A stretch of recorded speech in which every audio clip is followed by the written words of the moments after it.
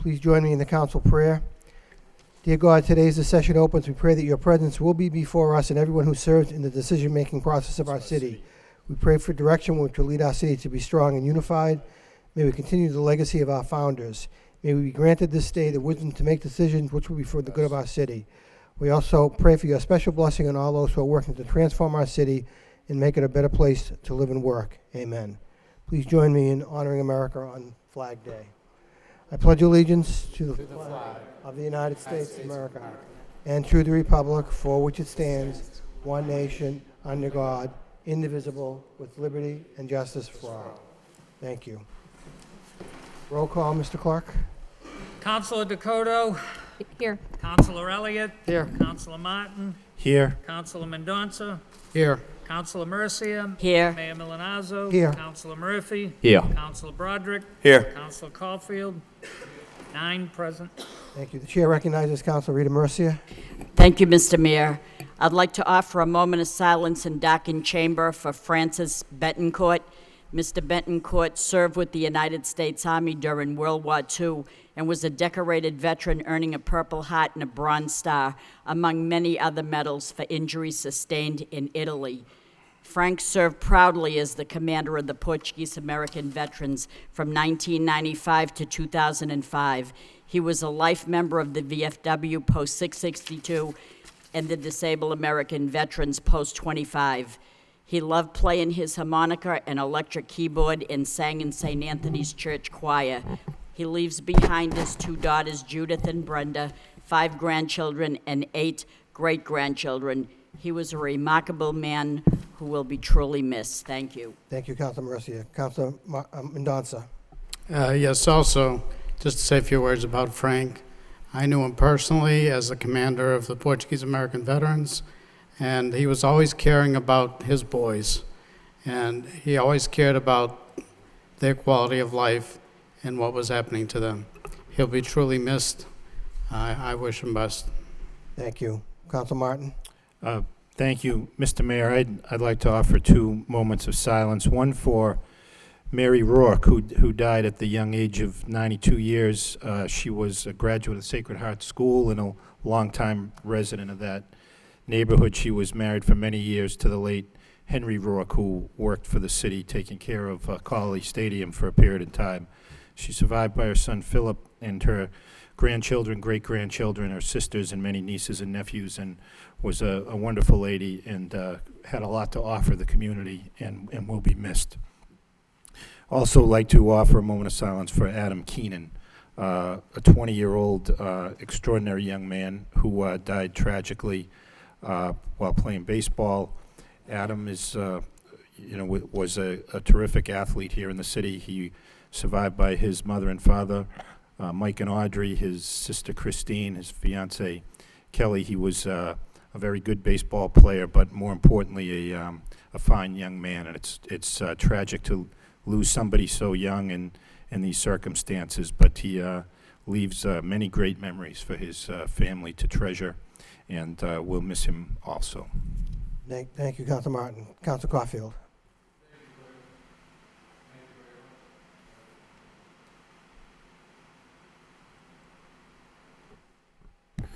Thank you very much, Mr. Mayor. I, too, would like to offer a moment of silence. I'd just like to comment on Francis Joseph Betancourt, who not only was a veteran's veteran, but an absolute gentleman. He was extremely proud of his Portuguese heritage and the service to this country. Also, I'd like to offer a moment of silence to Linda Ann Trudell, a devoted and loving wife, mother, grandmother. Linda was married to a very devoted and caring husband, Lowell Police Officer Mark Trudell, who was constantly at her side during a courageous battle with cancer. I'd also like to comment also on Adam Michael Keenan that Councilor Martin just spoke of. At an early age of 20, Mr. Mayor, he reached out and touched many, many people.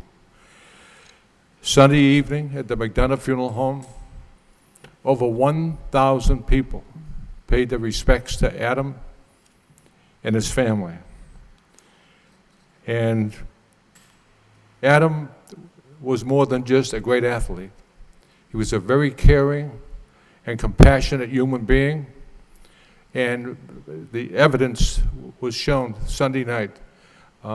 He was a role model for many, many youngsters, old, elderly, and alike.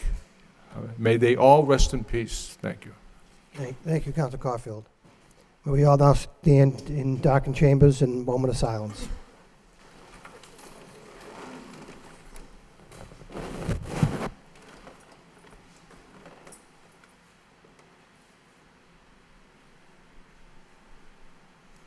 Thank you. May they rest in peace.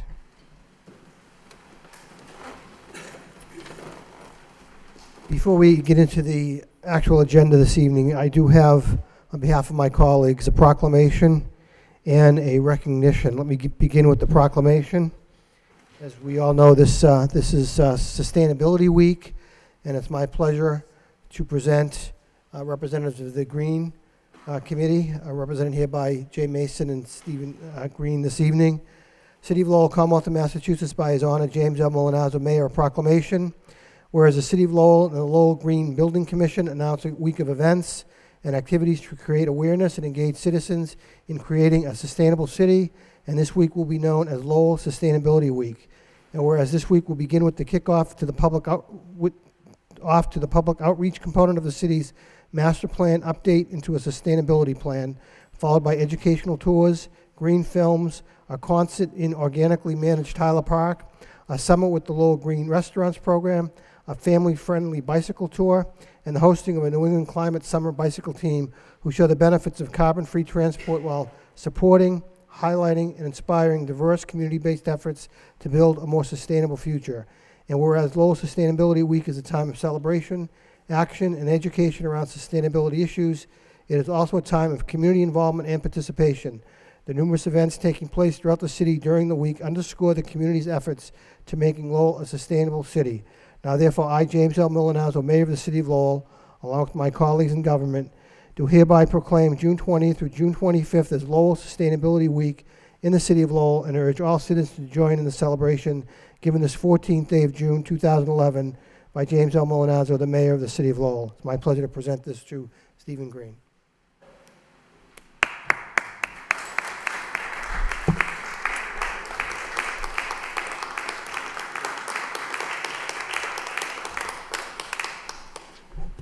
Mr. Mayor, City Councils,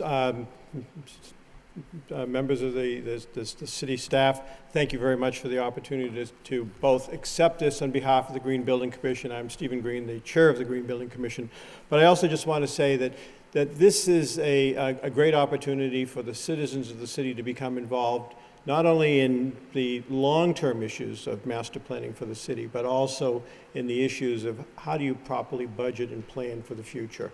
And it's a matter of taking care of today's needs and also the future needs. If people want more information about the schedule, which there's quite a few events going on next week, just Google Lowell Sustainability Week. The planning, Department of Planning and Development has done a wonderful job of putting the information on their website, and that we hope to see many of the citizens here, especially to come on either the film event or the bicycle tour, which will take place. With that, let me quickly turn the floor over to Jay Mason, who would like to say a couple of remarks, and thank you very much. Thank you, Stephen. Good evening. Hi, thank you for your time. Mayor, City Manager, Council people. I just wanted to basically and very quickly answer the question, where does Sustainability Week come from and why is it important? The City of Lowell's master plan has a sustainability chapter, and it's concerned with helping guide Lowell to a more practical use of energy resources. Like many forward-thinking communities, Lowell is taking steps to develop and support renewable alternatives.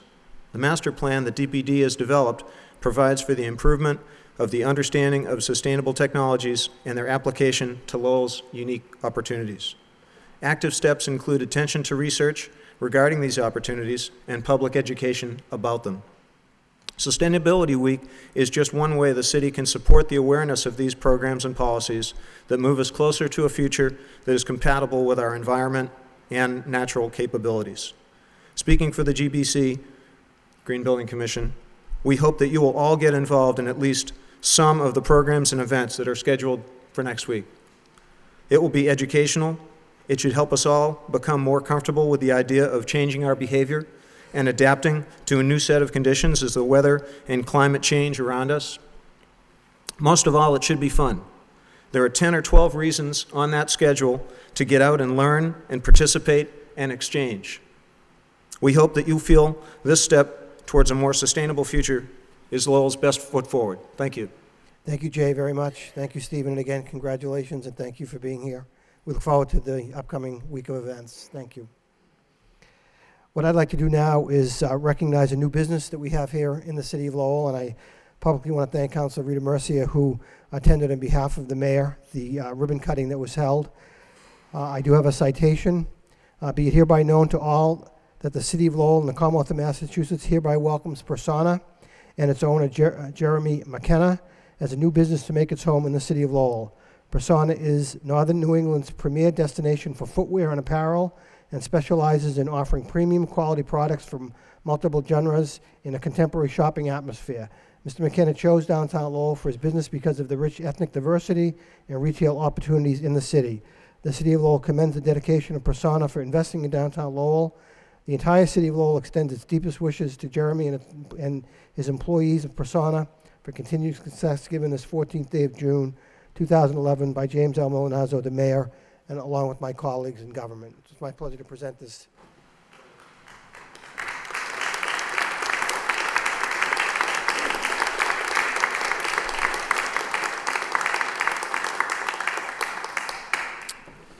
Good evening, City Council. Mr. Mayor, thank you for your time. Thank you for all your energies and support along the way as well. We've had multiple help and support from local agencies and local staffers. So I'd first like to start off by saying thank you to all you guys and making our transition here to Lowell, Mass. A smooth and nice, easy, warming one. To introduce you to our business a little, I'd like to start off by saying we're based from Southern New Hampshire.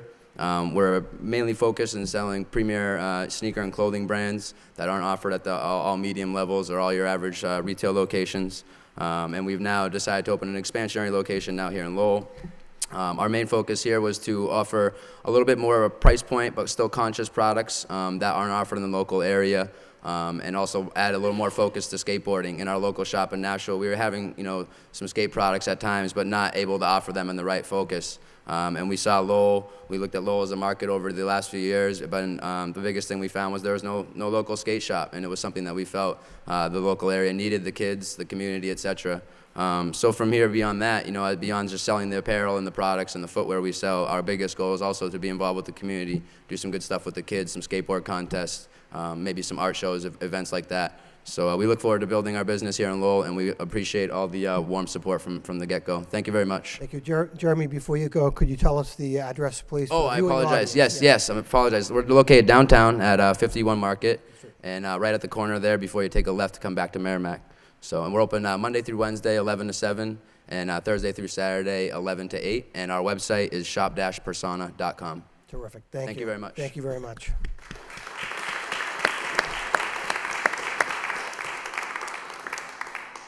Moving on with the regular agenda, the first item, the minutes of May 31st for acceptance. Move for approval by Council Caulfield, seconded by Council Dakota. All those in favor of accepting the minutes as presented, please signify by saying aye. Opposed to vote. Minutes will be placed on file. Under utility hearings, moving on to the city manager's portion of the agenda.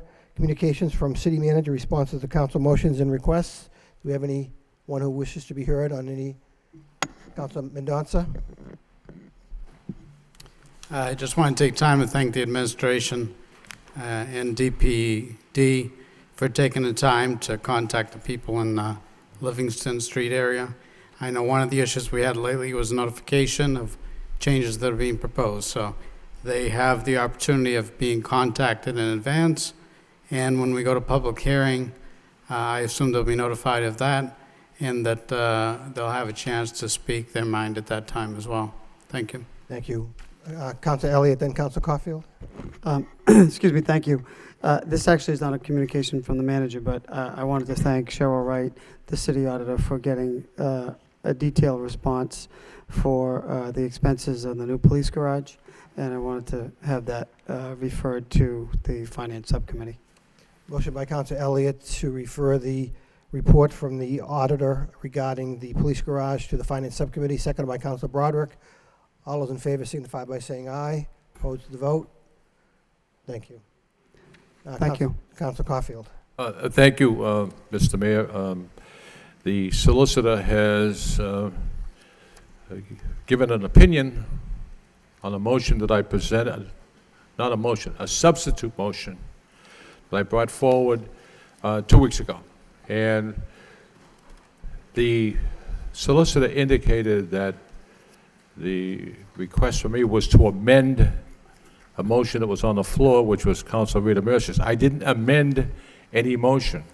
I presented a substitute motion, and obviously I was ruled out of order by the mayor and the solicitor. But I'm not going to belabor this issue, but I don't agree with the opinion either. Thank you. Thank you, Council Caulfield. Council Elliott. Just one last, there was a communication from you, from the city manager regarding the appointments, and I want to thank you, Mr. Manager, for providing the information. I know there's a vote coming up later, but I think it goes a long way to continue transparency in our government, and I just wanted to thank you, and I'm sure we'll discuss it a little bit more later. Thank you. Any other comments, questions on communications? Council Murphy. Thank you, Mr. Mayor. I just want to thank the building department for its response to a motion on improving the building permitting processes.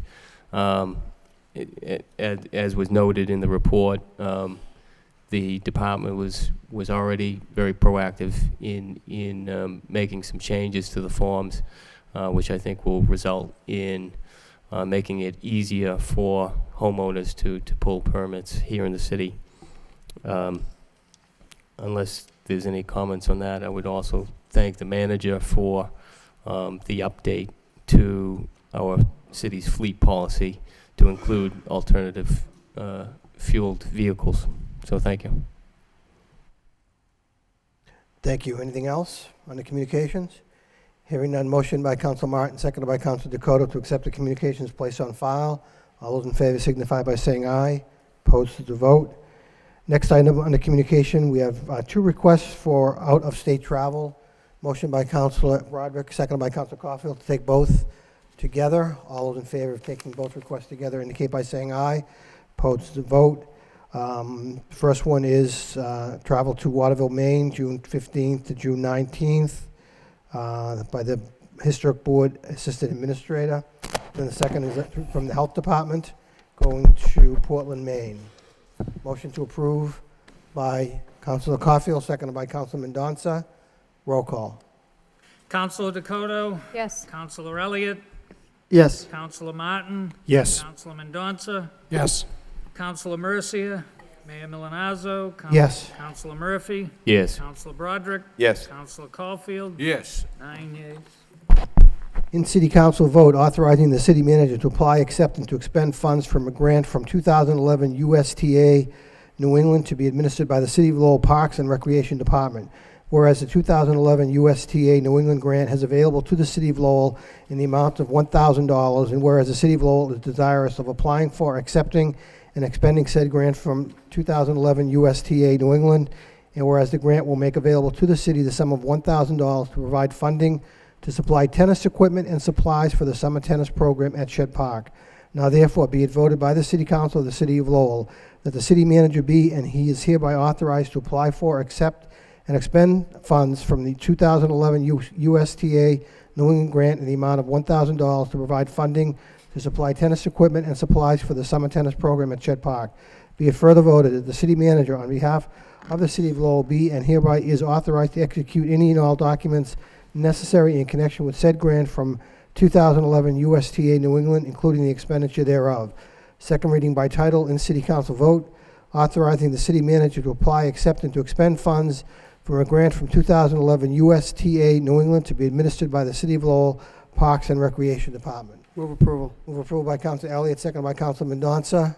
Roll call. Counselor Dakota, Yes. Counselor Elliott, Yes. Counselor Martin, Yes. Counselor Mendonça, Yes. Counselor Mercia, Yes. Mayor Milonazo. Yes. Counselor Murphy, Yes. Counselor Broderick, Yes. Counselor Caulfield, Yes. 9 yeas. In City Council vote, authorizing the city manager to execute license agreement between the City of Lowell and Al Zubadi LLC, doing business as Babylon Restaurant, for use of a portion of city property adjacent to the premises at 25 Market Street, Lowell, for the purpose of sidewalk seating.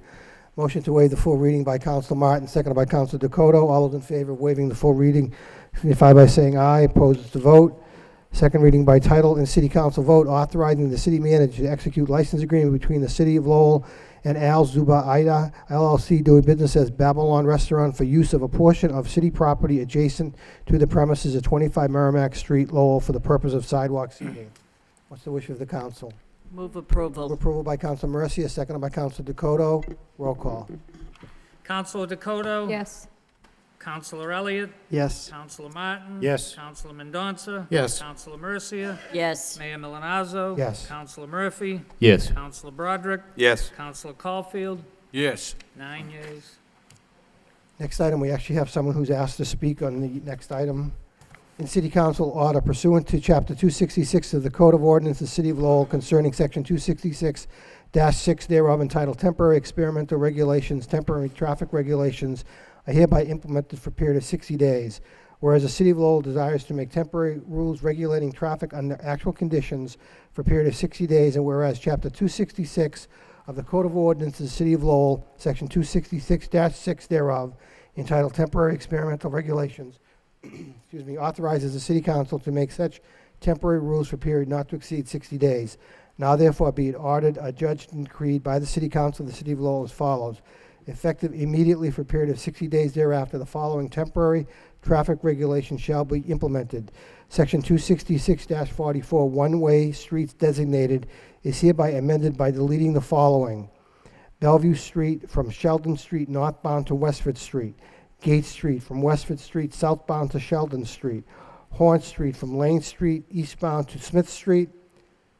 Section 266-44, one-way streets designated, is hereby amended by adding the following: Smith Street from Westford Street southbound to Liberty Street, Lane Street from Liberty Street northbound to Westford Street, Horn Street from Smith Street westbound to Lane Street, Gate Street from Sheldon Street northbound to Westford Street, and Bellevue Street from Westford Street southbound to Sheldon Street. Second reading by title. There's no objection. In City Council order pursuant to Chapter 266 of the Code of Ordinances, City of Lowell, concerning Section 266-6 thereof, entitled Temporary Experimental Regulations, Temporary Traffic Regulations, are hereby implemented for a period of 60 days. Taya Dixon Mullane has asked to speak on this vote. Good evening, Taya. Thank you. My name is Tay Dixon Mullane. I'm the president of the Lower Highlands Neighborhood Group, and I just wanted to come and speak on behalf of our neighborhood group, who had two sidewalk meetings on one rainy Saturday and one nice Saturday morning, to address reversing traffic on Bellevue and Gates and making Smith Lane and reversing the direction of Horn Street to one-way. And I would say that I would encourage you from now on to do this sort of thing, because it was the residents learned a lot, and after there was some initial trepidation about the traffic changes, the majority of the residents, and I mean almost 99% of the residents, were in favor of all of these changes. So we would just like to say that we suggest that you vote in favor of this. Thank you. Thank you, Taya. Councilor Mercia. Thank you, Mr. Mayor. Sometimes this council gets something on the agenda and we don't realize, but the neighborhood did not have any input on a particular thing. So too, such as the cell towers on Wedge Street. So having learned the hard way, I wasn't about to let this happen again. So when I heard that this reversal would have been on the agenda, I talked to Adam Bakey, and I made a suggestion, because I can't tell anybody what to do, but I asked questions, and it seemed like the residents were really not aware of this. On April 19th, there was a public hearing to make Bellevue Street one-way from Sheldon to Westford, so the reverse was my motion of many years ago to make Gate Street one-way down to Sheldon. Now it seems that they were going to reverse that, and we were going to have this on the agenda. We were going to vote for it. So I suggested to Adam Bakey if he could convene a meeting through Taya Dixon Mullane, who graciously more or less dropped everything and initiated the neighbors coming together on those two streets. They were adequately told about the changes that would take place. What did they think about that? And I knew that it entailed the the fire department as well. At the fire station, if there were ever a fire up on Temple Hill, up on Temple Street, Hillside Street, and that area there, the fire department would have to go all the way around, and it's precious time that would be lost. So this is the reason before us for the reversal of that. And so a lot of work went into notifying the neighbors, conveying the meeting, and having neighbors aware of this. So I fully support it because we're all on the same page right now. It was 99% favorable. There were only one person that didn't support that, but I think we've talked to him where he had a handicap parking sign that he thought would be not there, but it will be.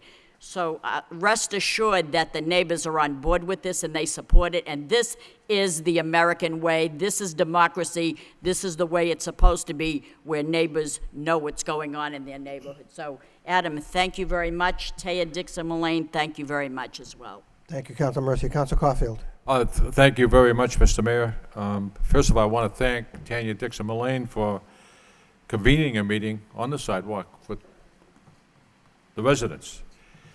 But not everyone probably attended that meeting. I want to know if the city sent out pamphlets or a survey to every person. There's hundreds of people who live on these streets. Did that happen?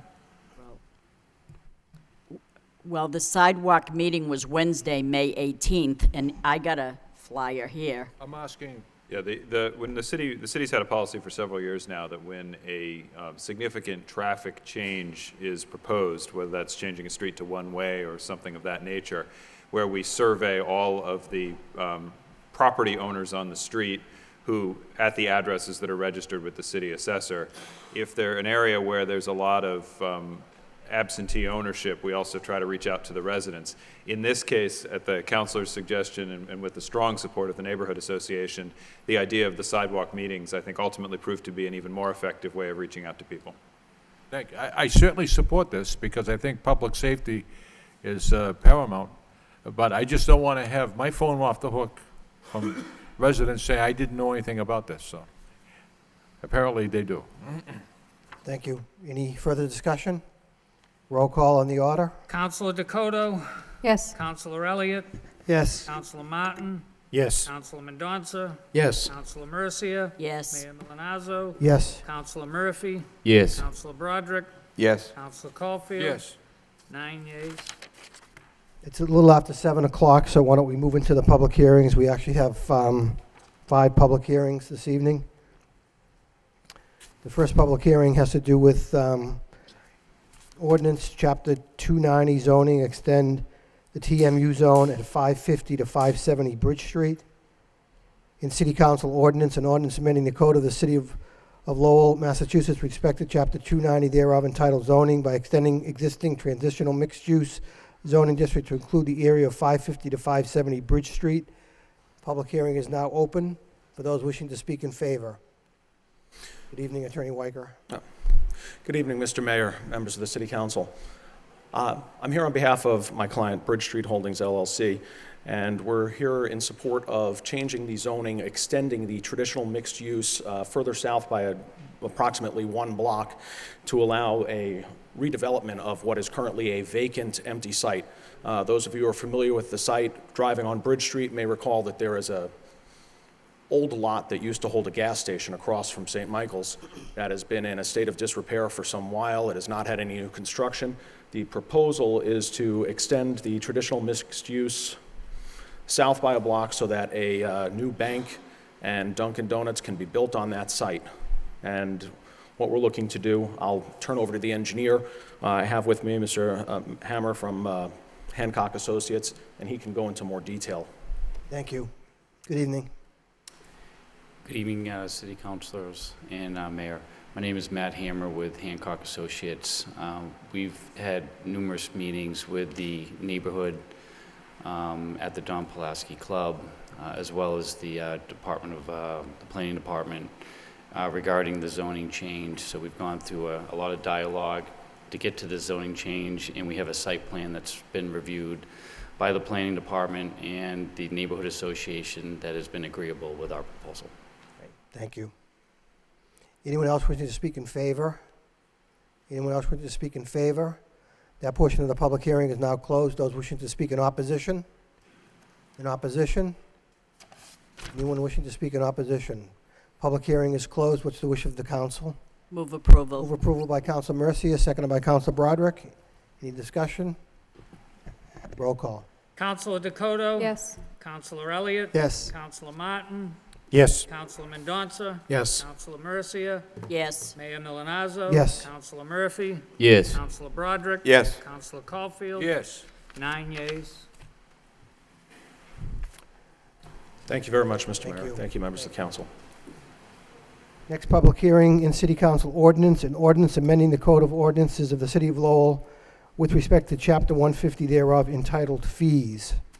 Public hearing is now open for those wishing to speak in favor. Good evening, folks. This is just basically a housekeeping matter.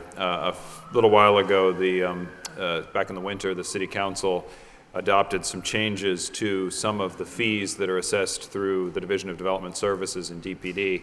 And there was a typo in the ordinance that was adopted that had the effect of the reviews or the certificates of inspection that occur on multifamily properties. Properties that were 3 units were assessed a fee on a per unit basis, that the intent had always been that there would be a fixed fee for that. So this proposal merely corrects that. It has the effect of, for a very narrow class of properties subject to a very particular inspection, of actually reducing the fee for folks. So if anyone has any more specific questions, I'd be happy to answer them. Thank you very much. Anyone else wishing to speak in favor? In favor. That portion of the public hearing is closed. Those wishing to speak in opposition? In opposition? Public hearing is closed. What's the wish of the council? Move for approval. Move approval by Council Caulfield, second by Council Mendonça. Roll call. Councilor Dakota? Yes. Councilor Elliott? Yes. Councilor Martin? Yes. Councilor Mendonça? Yes. Councilor Mercia? Yes. Mayor Milonazo? Yes. Councilor Murphy? Yes. Councilor Broderick? Yes. Councilor Caulfield? Yes. 9 yeas. Next public hearing in City Council ordinance. An ordinance amending the Code of Ordinances, City of Lowell, as amended with respect to Chapter 104 thereof, entitled Animals, Article 1 entitled Dogs, by adding a new section there, 2, to address requirements for responsible pit bull ownership. Before I open the public hearing, I'd just like to recognize Attorney Fenton. We did receive a communication from the Law Department indicating a language change, and if I could just have Attorney Fenton just highlight that change for the benefit of the council and the viewing public. Yes, thank you, Mr. Mayor, members of the council. In response to a motion made by Councilor Elliott concerning a clarification of the language of subsection J3A regarding responsible pit bull ownership, it was inserted into the ordinance as a result of the meeting of the Animal Advisory Committee held on May 11th, which followed a public safety subcommittee on May 10th. The language of JA3 indicated that, and it was at the request of the Lowell Humane Society, that an exemption be allowed to the Humane Society for dogs that, for pit bulls in turn, that had received safe dog training, as it sets forth in quotes, that those dogs would be exempt from the muzzle provisions. It was expressed that no dog would be turned back or released back to society, in a sense, without having received that training. The question arose, and the concern of some of the councilors as to the exemption. Subsequent to that, one of the spokesmen for the Animal Advisory Committee came forward suggesting a change in the language to strike the words safe dog training and substitute the process that is actually in effect at the Lowell Humane Society, namely that they conduct a comprehensive behavior and temperament evaluation prior to releasing dogs, pit bulls, back into society. So I think that as far as the wording change is concerned, I don't have a problem with the wording change in terms of, action of the council as to the ordinance itself. Of course, that remains your prerogative, but I trust that the explanation that I gave answers Councilor Elliott's question. Thank you, Attorney Fenton. Before I open up the public hearing, does anyone have any questions? Councilor Elliott? I can speak after the public hearing. Okay, thank you.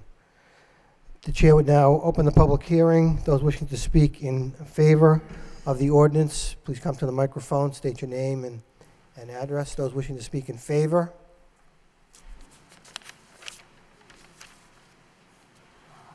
Tony DeProfio, 50 Columbia Street, Lowell. I'm a little perplexed what's going on here. We're debating once again whether pit bulls are dangerous. They are. They're very dangerous. I witnessed an attack 3 weeks ago at Palmer and Market Street. The dog was on a leash, held by her owner. But when that young 8-year-old boy walked by and the dog jumped up and tried to bite his arm, she had all she could do to control him. And here we are once again before the council, before the people of Lowell, debating this point. There's no point to debate. Unfortunately, the poor pit bull is being singled out here. I have neighbors who have pit bulls. I have friends who have pit bulls. Once they see this tonight, me here, I'm going to be alienated.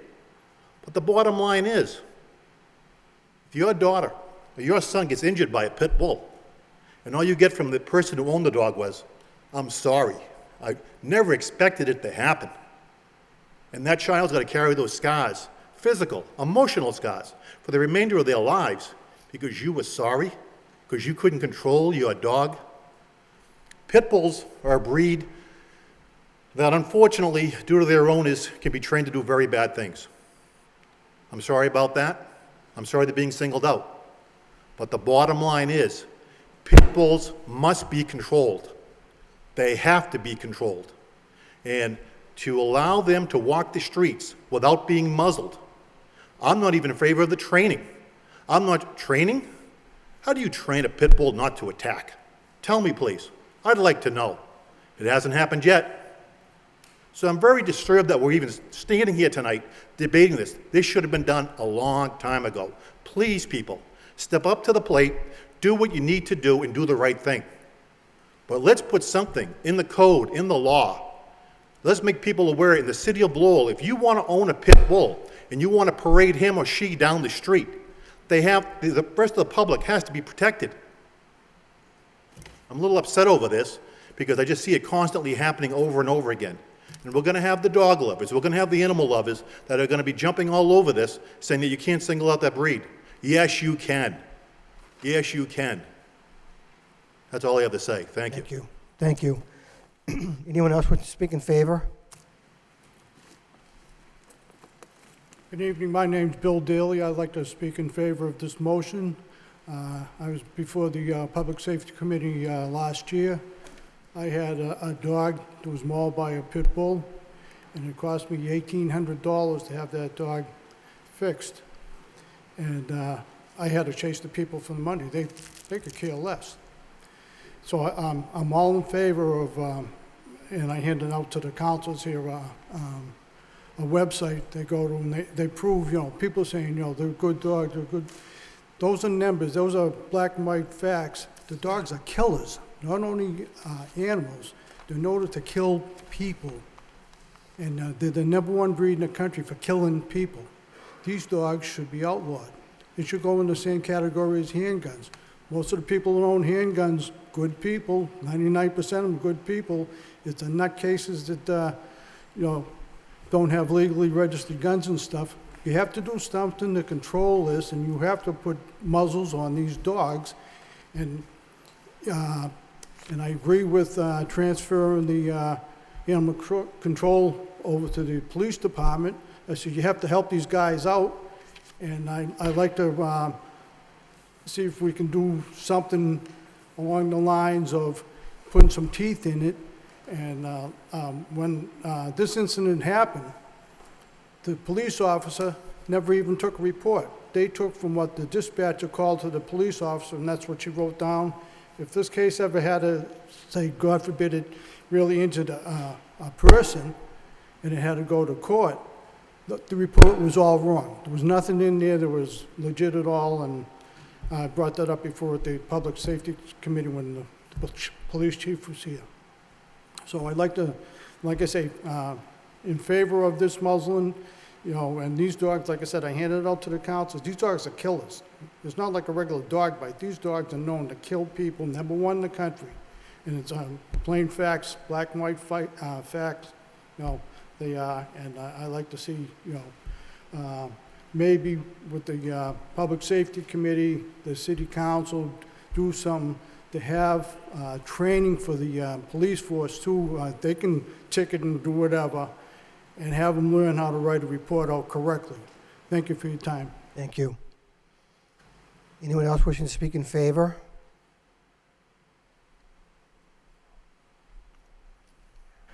Steve Hatton, 35 Harlan Avenue. Just would like to speak in favor of this motion.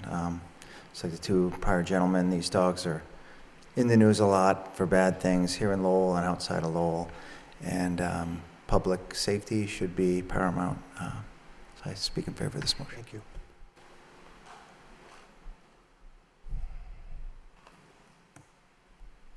My name is Taya Dixon-Mullane, 63 South Loring Street. I'd like to speak in favor of this motion. I agree with many sentiments here that I don't believe that all pit bulls are bad. I have neighbors and friends who have pit bulls and Doberman pinchers and all other dogs that can sometimes look a little bit scary. But we do have to put public safety first. And if this is something that continues to happen around the city, and it's happened in my neighborhood, I know of at least 2 times in the last month, we have to encourage responsible dog ownership. And while I think that we're limited in what we can do, I quite frankly think that there should be better enforcement by, or not maybe, there should be less enforcement and more onerous on the owner. But unfortunately, I don't think the city of Lowell has control over that. That's a law that I think needs to be passed at a higher level. But I do think that we have to put public safety first, and people unfortunately come before dogs. So thank you. Thank you. Anyone else speaking in favor? In favor? Good evening, Anne Marie. My name is Anne Marie Page. I live at 26 Fremont Street in Lowell. I'm the president of the Centerville Neighborhood Action Group. Before I speak for myself and for Centerville, I've been sent an email from Carol McCarthy of the Sacred Heart Neighborhood, and she asked if I could read this. And I've also received one from Deb Forgiani. Deb's dad is quite ill and up in New Hampshire, and she had to go up to the hospital. Carol McCarthy, Sacred Heart Neighborhood. I am unable to attend tonight's council meeting to address the issue to muzzle pit bull dogs. So I have asked Anne Marie Page of the Centerville Neighborhood Action Group to read this for me. My name is Carol McCarthy. I co-chair the Sacred Heart Neighborhood Improvement Group. I also live at 64 Blossom Street. Recently, the City Council Public Safety Committee has held several meetings to address whether or not to pass an ordinance to have all pit bull dogs wear a muzzle when off their property. I am in favor of this ordinance to muzzle pit bulls because in the past 2 months, there have been at least 5 attacks on either pets or people by a pit bull dog. Pit bulls appear to be a very popular dog these days, and the number of attacks made from these dogs continue to increase. Their bite appears to be more aggressive than any other dog bite. When a pit bull is spooked, they go into a defensive mode and attack. They are willing to release themselves from what they have attacked. Members of the MSPCA seem to think that if one spays or neuters these dogs, it will cause them to be calmer and less likely to attack. Although this is a great idea, we as a city need to go one step further to protect our children, our adults, and other pets. Please don't let there be another pit bull attack. The next attack could be far greater than what we have already heard about. I consider myself to be a responsible dog owner, but I don't wear a sign around my neck stating this. So to all you pit bull owners who state that you are a responsible owner, do you wear a sign making this statement? Does your pit bull wear a sign stating that he or she has completed a dog safety course? My guess is no, you don't. It is up to you, the members of our city council, to protect the citizens and the pets of our city. Thank you, Carol McCarthy. Pawtuckaville citizens, Deborah Forgione. I would like to encourage the city council to be the voice of reason in the matter of pit bulls, protect the public, support the residents who want protection against this breed. Insurance companies require extra coverage for this breed. We should, the city of Lowell. If that means extra coverage is a muzzle, then that is a small price to pay to protect the next child. I can appreciate a good owner feeling angry they are asked to do this, but I ask them to help out the city of Lowell. Debbie Forgione, Chairman of the Pawtuckaville Citizens Council. My name is Anne Marie Page, and as I mentioned, I'm the president of the Centerville Neighborhood Action Group. I was down here on May 3rd, May 10th, May 24th, and I'm here again on June 14th. Still, no decision on this pit bull muzzle ordinance. You keep changing the verbiage. You keep watering it down. Since the last time I was here on May 24th, on June 1st in Centerville, we had a woman injured by 2 of her own pit bulls in her own home. Less than 3 hours later, again in Centerville, a pit bull attacked and killed a small dog. June 3rd, man was bit by a pit bull while trying to protect his own pit bull. June 10th, an 11-year-old boy was bitten by a pit bull, not his dog. These are only cases that we see in the newspaper. How many other cases are there that we don't know about? How many cases has animal control had to go out and rescue somebody? Ordinances and rules are no good if you cannot enforce them. We are not here to be cruel to an animal. Basket muzzles, and now there are even new styles of a lighter weight. All they do is prevent that animal from biting, not a problem with their breathing. I believe the Humane Society and the MSPCA are saying, if a pit bull is picked up and the owner does not claim it, then the animal should be sent to a class to become calm or friendly. Then the dog can be released into the public. So how do we, the public, know this is a friendly dog with a diploma? Will the dog be marked somehow? How do we know who is friendly and who is not friendly? Wouldn't it be safer to muzzle all the pit bulls outside of their home, and whatever ruling is set for apartment houses or condos with a common area. The MSPCA is a compassionate organization, but should not be making decisions for the citizens of Lowell. Their statistics do not apply to Centerville. We are overrun with pit bulls. I have seen 2 different pit bulls when I went downtown recently, where an owner had a death grip on the leash of this dog. The dog was a magnificent animal, but it's a good thing this young man was strong, because the dog was certainly leading him. If I was walking and not in my car, I would have had to cross the street, because there was no way I was going to walk by that animal. He was like a mass of steel. What if the jiggle of my car keys set him off? What if the scent of my dog on my clothing set him off? I don't want to take that chance. So I would have had to cross 3 lanes of traffic on Central Street, 2 coming into the city, 1 going out, so that I would not have to walk by an unmuzzled pit bull. My job as a neighborhood leader is quality of life for my neighborhood. Your job as a city council is quality of life for the citizens of the city of Lowell. Do not water down this ordinance. Muzzle the pit bulls in the city of Lowell, just like they are in 7 other cities in the state of Massachusetts. But put some teeth in your ordinance. Make the fine stiff, more than $100. And if they decide they don't want to pick up their dog, you still go after that fine. If you read the article in the editorial of The Sun on June 13th, it hit the nail on the head. I mean no disrespect, but if no action is taken by you, our city council, then any future bites or attacks from an unmuzzled pit bull rests with this council. That means you are liable, not the Humane Society, not the MSPCA, you. I would suggest to err on the side of caution. In 6 months, review it, see what's going on. And as I said before, if you can't enforce this ordinance, then all this is an exercise in futility.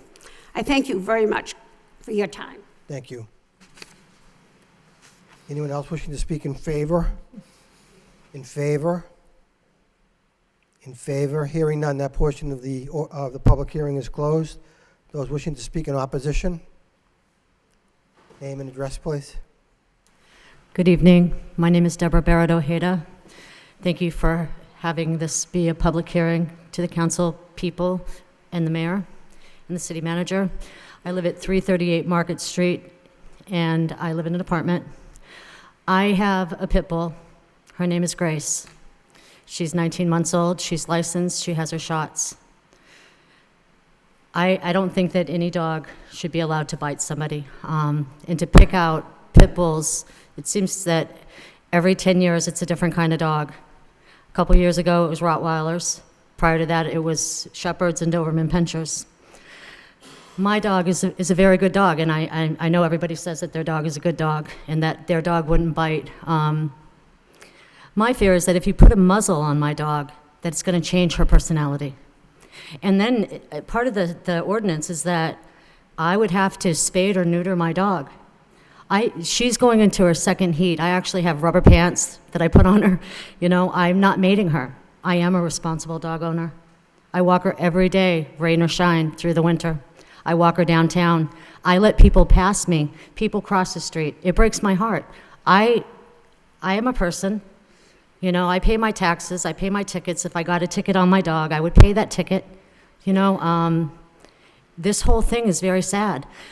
I'm a registered nurse, and I'm sure that if you went into the ER, well, because of HIPAA, you can't, but many other dogs bite. The only one that's being reported on is a pit bull.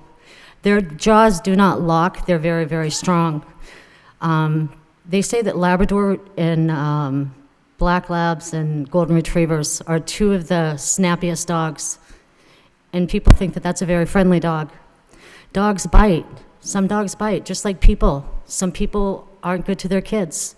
You know, if a dog bites, I think that that dog should be put down. And how do you, I mean, if anybody checked the temperament of my dog would pass.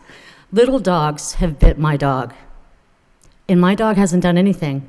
I don't let my dog mingle with other dogs now because I don't want her to have to be aggressive. There are other pit bulls where I live, and it was a female dog, and she snapped at my dog. My dog just wagged her tail like a knucklehead, you know? I mean, we're a city. We're all responsible for ourselves and our cars, our dogs. I mean, should I have to have insurance to be able to be a dog owner? I don't really think that that's fair. And the last that I checked, I live in the United States of America. I'm a registered voter. I've been voting since I was old enough to vote. And this isn't communist China. This is not Russia. I don't know what the solution is, and I do not live in a totalitarian state. I hope I don't. I don't know what to say except that I just don't think it's fair. There is no such class in the Humane Society that you can go and train a dog or see if what a dog's temperament is. I think if a dog bites, that the dog should be put down unless the dog was attacked. And from what I've gathered, most of the dogs have bitten their owners, you know, and dogs can be aggressive with other dogs, just like people are. So I'm not really sure what the solution is, and I don't know how I would prove that I'm exempt if I were to get exempt with my dog. I've already been stopped by the police. Do you have your tags for your dog? I do. I was told I was playing with my dog across the street, and I'll end with this, and she jumps. She jumps really, really high, you know? And I live in an apartment, so I walk her and I play with her. She has a leash. I'm in control of her at all times. I was playing with her across the street from Hessen, the little island that I apparently the first two Civil War soldiers are buried there. And it was intimated that I was intimidating you guys by having my dog being walked in the city. That puts a lot of pressure on me too, you know, and I don't think that that's very fair. So thank you very much. God bless us all. Thank you. Anyone else wishing to speak in opposition? Good evening. My name is Eleanor Shea, and I live at 736 East Merrimack Street. And my daughter and I are the owners of two pit bulls, one 16 and one 7, and we've had both since they were babies. I've lived in my house for 33 years and have always had 3 dogs. The dog officers have never, ever been up to my house, but they're at my next door neighbor for border collies all the time. Our pit bulls are dog shows. They're shown in dog shows. One is a grand champion and one is a champion. To neuter or spade those dogs, you are killing their career. They can never be shown again. You need to go after the people that are not behaving properly with the dogs, because it's not the dogs, it's the people. Our dogs are canine certified. They have the obedience class, the good temperament certificates. They go into nursing homes all the time. Our oldest dog, 16 years old, has laid with more nursing home patients in their beds while they were dying to comfort them. Is that a dog you need to muzzle or put down? No. The people that own them have an issue. I'm not saying there's not a problem with dogs biting. It's horrible. I've been in the medical profession for 41 years. This past weekend alone, 3 dog bites in the emergency room. Where is that in the Lowell Sun? It's not because they weren't pit bulls. We have invited the Lowell Sun up to our home on several occasions. My living room is filled with trophies and ribbons for years, plaques. They have not come. Why? Because they don't want to do a good article on pit bulls. I'm not saying there's not a problem. There definitely is. What's the answer? I'm not sure. I'm not thrilled about the idea of muzzling the dog. I don't have a real problem with it, except if I'm walking down the street with my dog that's muzzled, and the border collie next door that jumps the fence on a weekly basis, 3 of them, attacks my dog, how's my dog going to defend himself? How's that going to happen? It's not. It's not. You know, you call County Country Nursing Home. Ask them. Pelham, New Hampshire, the chief of police. Call him. Ask him about Max, the pit bull, and Erin Shea. Many years ago, she called. She wanted to train him here at the city of Lowell. Lowell police, and everyone said, oh no, we don't touch pit bulls, okay? My husband comes from Pelham. She called the Pelham. They're like, oh, no. She's like, let me show you him. I can't tell you the thousands of dollars that we have spent on training these dogs. I can walk that dog anywhere off leash. I don't, but I could, and he will never leave my side, ever. I mean, there definitely is an issue, but it's really not with the dogs, it's with the people. What you can do about that, I'm not really sure, but you need to look at the people that have them, not the dogs.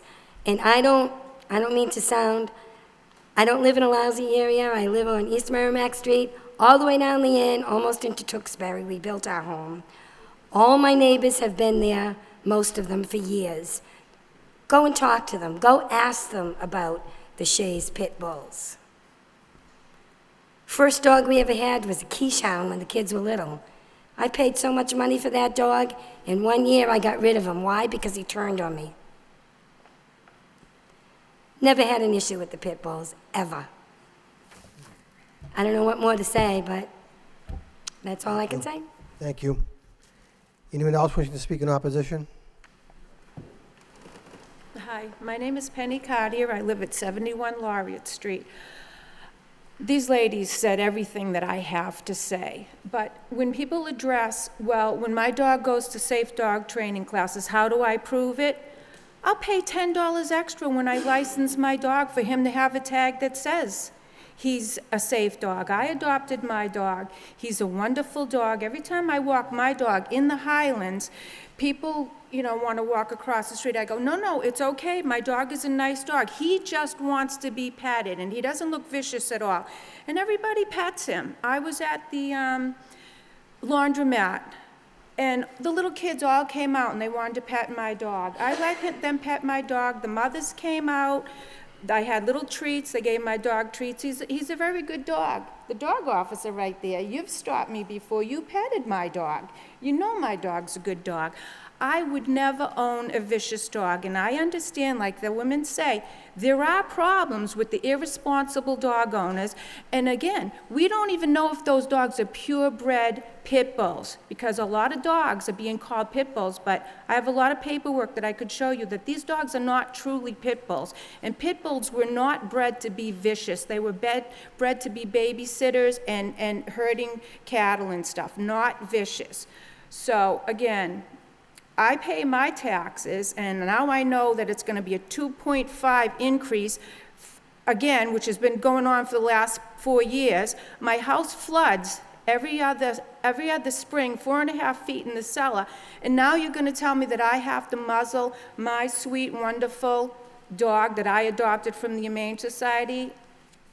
I have a problem with that, but I do not have a problem with bringing my dog and paying the money for him to have the safe dog training class, which is available in Methuen at Nevins Farm. Thank you very much. Thank you. Anyone else wishing to speak in opposition? Hi there. I think everyone has heard from me before, but Mike Kiley from the MSPCA. I'm sitting here, and this has been now probably about 1.5 years that we've been going through this conversation. And I think tonight's actually the night that I've been misquoted the most on about every possible subject. I think what's important here, when you wipe away all of the parts, I'm not up here to debate whether pit bulls are a good breed or a bad breed. We look at them the same as every other dog. There's some good pit bulls, there's some bad pit bulls. But the issues really aren't about whether we think pit bulls are good, whether we think pit bulls are bad. Really, the issue boils down to a couple of things, which is there's a public safety issue with dogs biting people or dogs attacking other dogs, and that's not limited to pit bulls. And I think the other one is there's a major pit bull overpopulation issue. But we're not here today because pit bulls were bred and pit bulls were made. We're here today because the issue has gotten out of hand in the city of Lowell.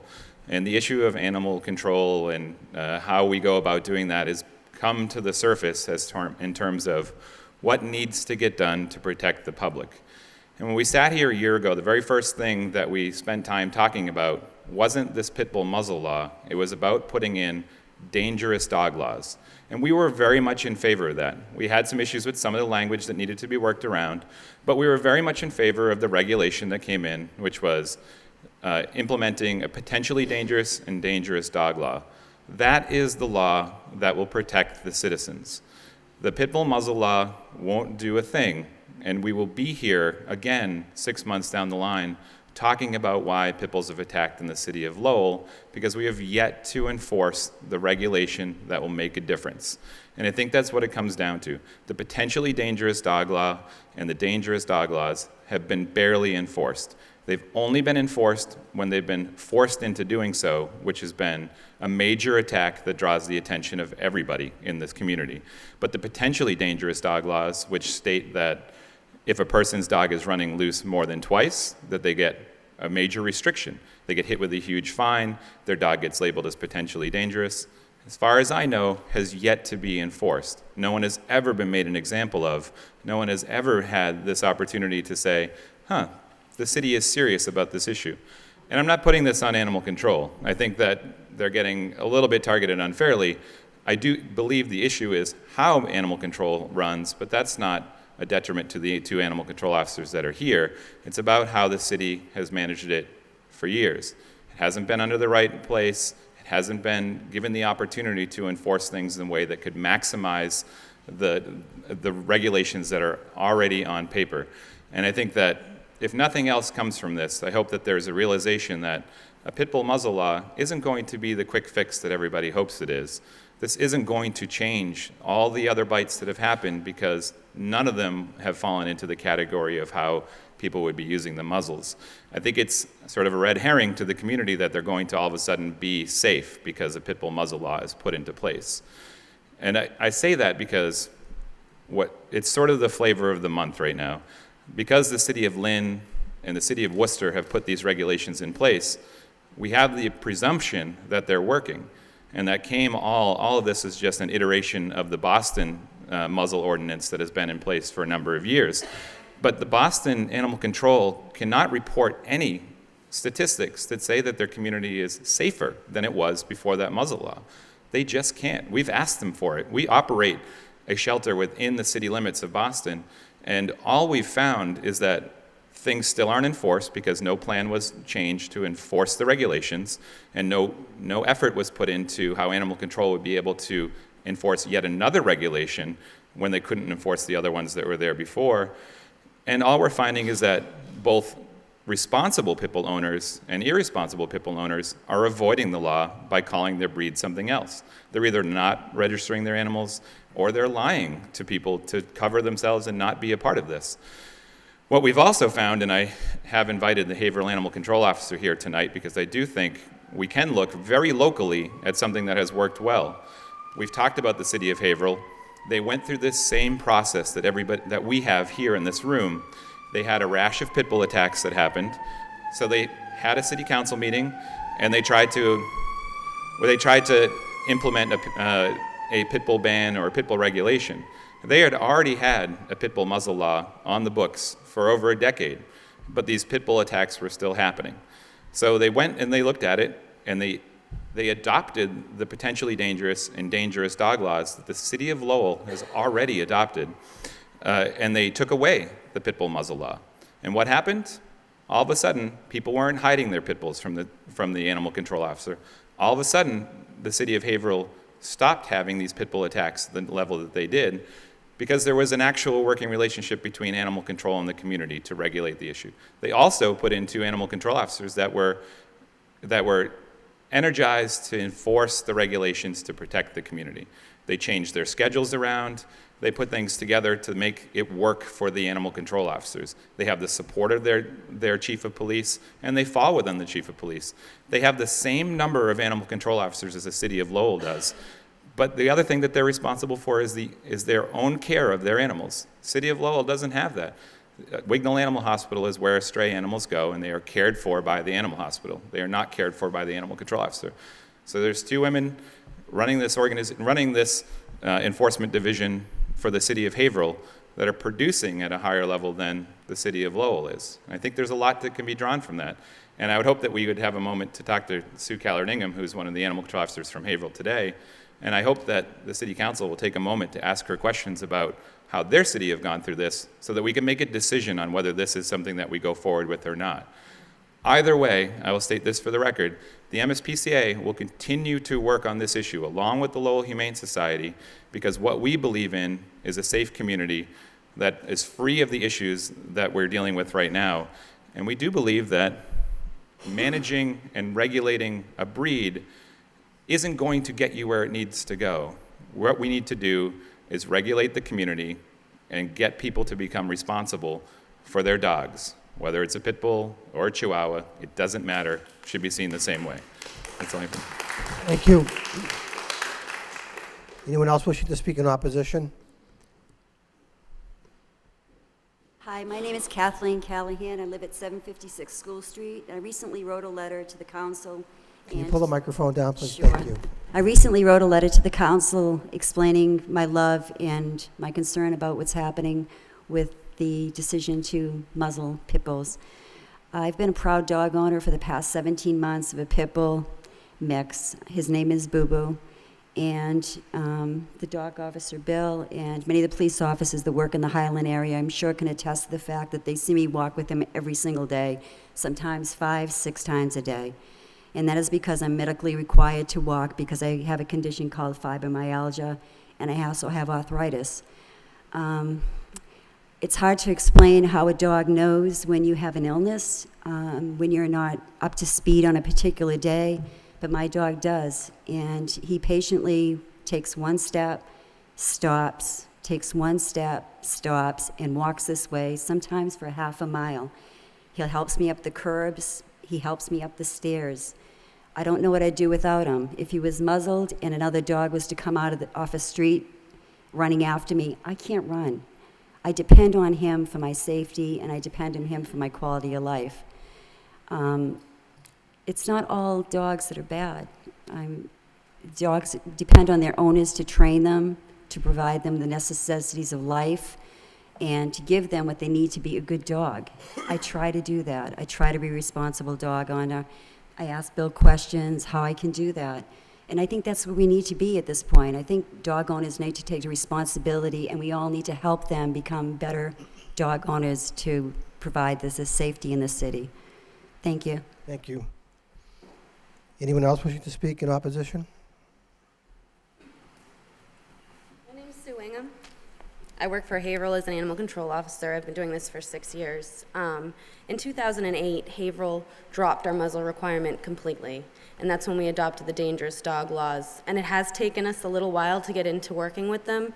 They're a little bit difficult and a little bit confusing, but we've learned that we can take any dog that has bitten or been loose more than twice, and we can require that dog to wear a muzzle. Last year we had 59 bites, 13 of them were from bully breeds. 8 of those bites from bully breeds occurred in the home where a muzzle would not have been required. Two others were in the yard where a muzzle would not be required. 2 others were when the dog was running loose, where a muzzle would probably not be on the animal anyways. And 1 dog was leashed and bit somebody, only 1. So having the muzzle requirement takes a lot of enforcement, and it's very difficult to enforce to begin with. So it would make it very hard. But we found that proper use of the dangerous dog laws has become an asset to us completely. When we revamped our animal control in 2008, we added We had 1.5 officers, we added a 2 full-time, so we had 2 full-time now. And we work opposite shifts, we have an overlap 3 days a week, but it adds for more coverage. When we dropped the muzzle requirement, we also were able to see more of the pit bulls in the community because people weren't hiding them. The type of people who have the dangerous pit bulls are the type of people who are not going to muzzle them. They're going to hide them. They're going to lie to you. It's not going to be the responsible dog owners you have a problem with anyways. So once we dropped the muzzle requirement, we saw everybody walking their pit bulls out on the streets for their status symbols, and it made it better for us to be able to stop and talk to them. And with working with the MSPCA for the programs they have with spay-neuter, we're able to get a lot of these people who have the dangerous dogs, and at the very least, we're able to talk to them and get them involved with the programs for free or nearly free spay-neuter programs, which is stopping our population problems because they're not backyard breeding them either. So enforcement of the dangerous dog laws is really, really an asset to all dog bite problems, not just pit bulls, and there's always going to be arguments no matter what breed is on the table. Thank you. Thank you. Anyone else wishing to speak in opposition? Name and address, please. Good evening. My name is Mark Cohan. I live at 368 East Merrimack Street. We have an 18-unit apartment building there that we own as a family, and we've owned it now since 1965. I've had a pit bull for the last 3 years, and my concern with the muzzle law ordinance is that when you muzzle any dog in the summertime, you restrict that dog's ability to pant, okay? And if a dog can't pant, then it can't cool its body down. It's like sweating to a human. So when you do that, you know, you're going to be opening yourself up to liability from people because you're putting this as an ordinance into place. Now, if a dog suddenly goes into shock and has a heart attack and dies right there, I mean, you know, we could be a responsible dog owner that pays taxes in the city and is doing everything that they can right, but they go up to the Humane Society and do an evaluation. I know how the MSPCA does their evaluations, and they're very strict about them. And, you know, if they decide, well, this dog is doing one thing that's not going to pass the evaluation, they have to wear a muzzle. Well, my dog won't wear a muzzle. When I try to put a muzzle on him, he lays on the ground and he won't move. And, you know, I've seen him with a muzzle on in the heat, and if he can't pant, you know, I've been warned, you know, you shouldn't use, by veterinarians, you should not use a muzzle in the summertime. So, you know, I think that's regrettably going to be a concern. And, you know, putting muzzle on all these pit bulls is one thing, but, you know, this is about being a responsible dog owner. Everybody that's, you know, getting their dogs licensed, getting their dogs shots, getting them seen regularly by vets, those are responsible dog owners, okay? But if they go up to Humane Society and they decide, well, you know, that dog doesn't pass the evaluation, he needs to wear a muzzle. Well, somebody like me, what does that put me in a position of? You know, I have a dog that, you know, is going to have to wear a muzzle and he won't go for a walk with the muzzle on, or I got to worry that he's going to, you know, go into shock from the heat in the summertime. Thank you. Thank you. Anyone else wishing to speak in opposition?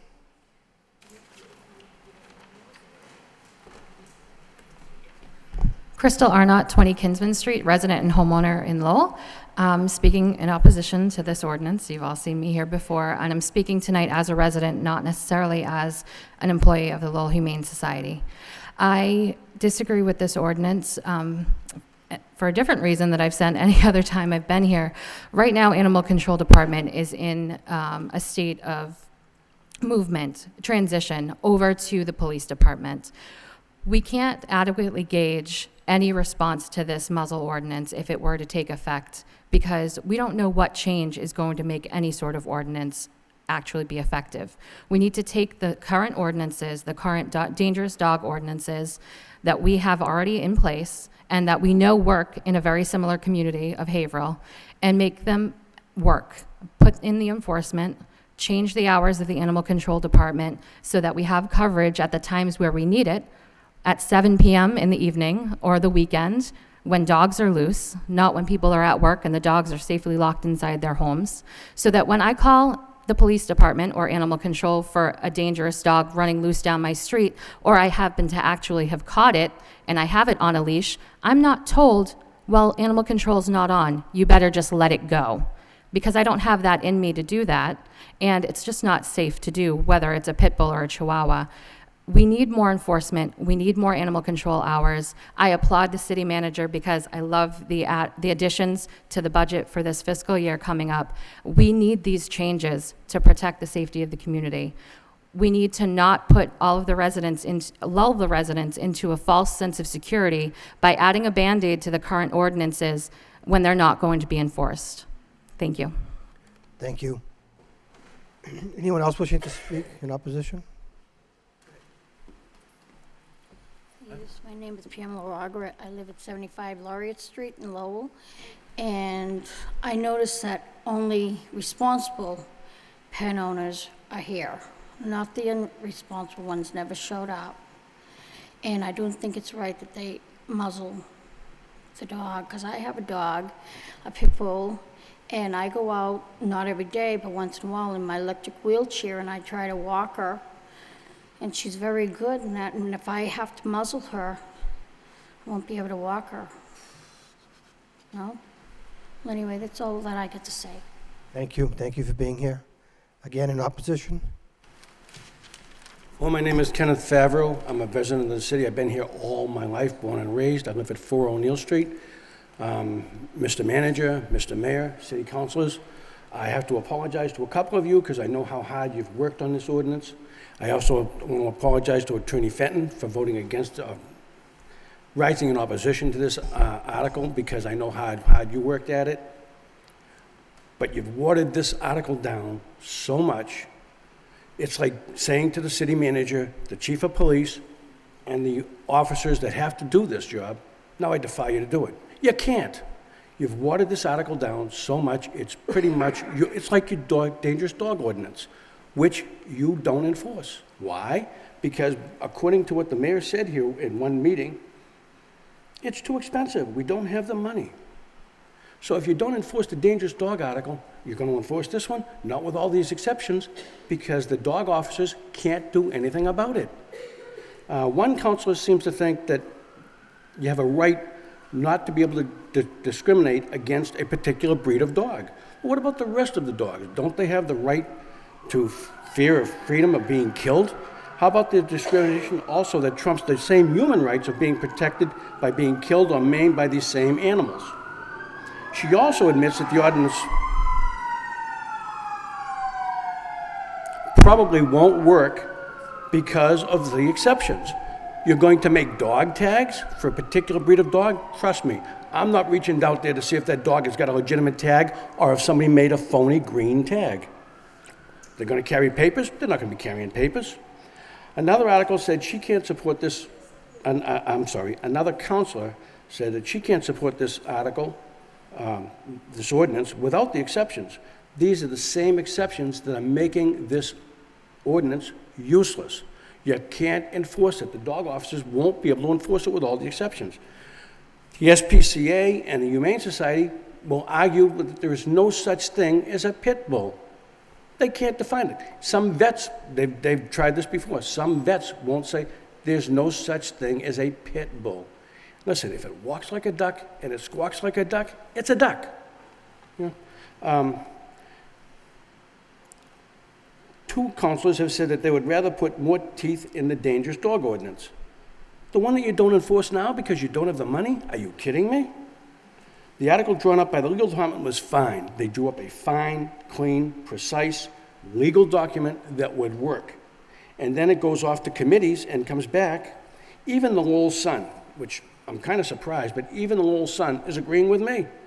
They've printed at least 2 editorials and several articles saying that it's about time that the council did something. Please, that's all we're asking you to do. Do your job. That's what you'd like to do. You're here to protect people, not to make some dog happy. You want to talk about muzzles? I owned a black Labrador Retriever. I muzzled that dog. Why? Because you can train. That's what they tell you to do. You use the muzzle to train. I had this dog, they yowl. Every time I went to work, the dog was lonely. Kept my neighbors awake. So I got to putting the muzzle on the dog. When the dog quit yowling, I took the muzzle off. It was a trade. A black Labrador Retriever was outdoors all summer long in the heat and in the sun. She had a house, naturally. She didn't pant and die. They all survived. Isn't it amazing? I can't understand that. And yet, most professional dog trainers will tell you that the muzzle is a training implement. Please use it. One council wants the fines increased. If you talk to the city clerk, he'll tell you the fines aren't being collected now. Most people don't bother to come pay the fines, and then what they'll do is they'll tell you, keep the dog, I don't care. They'll go get themselves another illegal dog. You're right, there are a lot of illegal dogs out there, but I'm not the one that's going to reach down and ask if that's a legal tag. Not me. I've been there, done that. Let's see. They're not paying the fines now, so don't bother to increase them. You let the SPCA and the Humane Society sell you a bill of goods that we now know is untrue. The Humane Society doesn't have any such program, and they told you that. Folks, a lie of omission is still a lie. And even if they did, who's going to take care of the fine? Who's going to take care of the lawsuit when they sue the city? The Humane Society isn't going to do it. The SPCA isn't going to do it. I can tell you, you're going to do it. You, the council, is going to get fined a lot of money, and the taxpayers are going to have to pay it. And the mayor is going to be saying, gee, we can't afford this budget. And the manager's going to say, what do you want from me? We got these lawsuits. You're liable. No matter what happens, you're liable. That's why we elected you. Please do the job we elected you to do. Look out for the safety of the public, not some dog. If you want this ordinance to really work, I think you should put a new article in it, and it should be Article B. And that article should state that every time there's a mauling by a dog, now we're talking maulings, not dog bites. We're not talking about the German Shepherd or the Chihuahua, or the, I don't care what dog it is. We're not talking about dog bites. You have hundreds of those all the time. You're right, they don't make the paper. We're talking about maulings.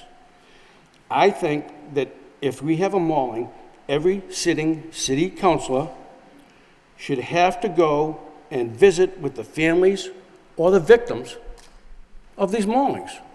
Then you'll see what the families are going through. Please try that one time. Just deal with the people who are actually living it. It's a brutal thing, folks. Please do what you're elected to do. Protect the citizens. Now, in a brief, quick thing, I'll go off on the other side. My daughter was attacked by a pit bull. A pit bull that was neutered. Oh well, she spent a month and a half in Mass General Hospital, and the next year and a half going through several operations and missed a whole semester of school. Now, the reason I'm against this particular article is I want you to have the article. I want you to have some type of a law that's going to protect us, and I believe it's a muzzle law. But what you've written down here, with your exceptions, is useless. Under J, number 2, no governmental entity or person authorized by the government entity owns, orders a pit bull. They're going to be exempt. I don't know. Does anybody in here know about any government entity that uses pit bulls? I don't think so. Number 3, a dog that is trained and relies upon as a service dog. I don't know how many service dogs we have as pit bulls. I might be mistaken, but I've never seen one. Again, if it passes a nationally accredited certification in dog training or otherwise deemed not dangerous under Article blah, blah, blah, blah. Okay. Who's going to have the responsibility if the dog that went through training bites you? Who's going to take care of that? I don't know of anybody. The next one is on page 7A.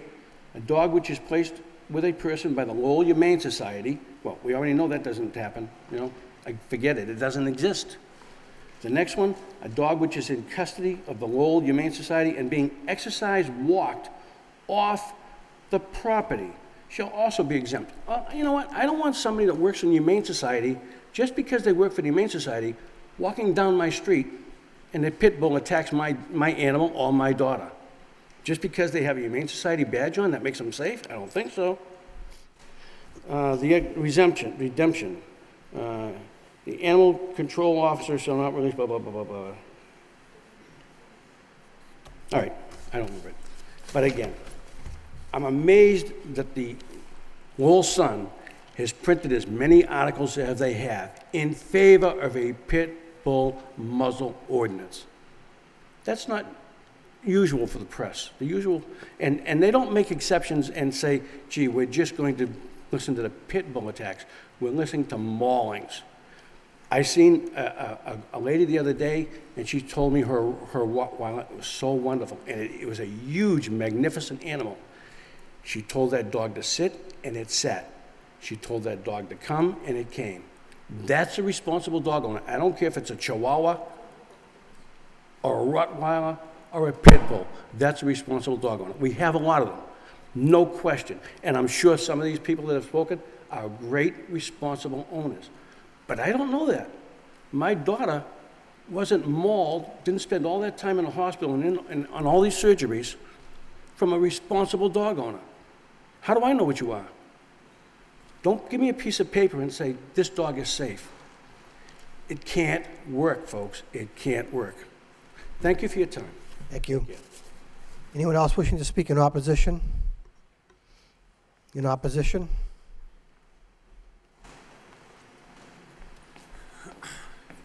Hi, my name's Joe McTeague. I live at 131 Cashton Street, and everything's already been said that I would say, so I just want to oppose the ordinance.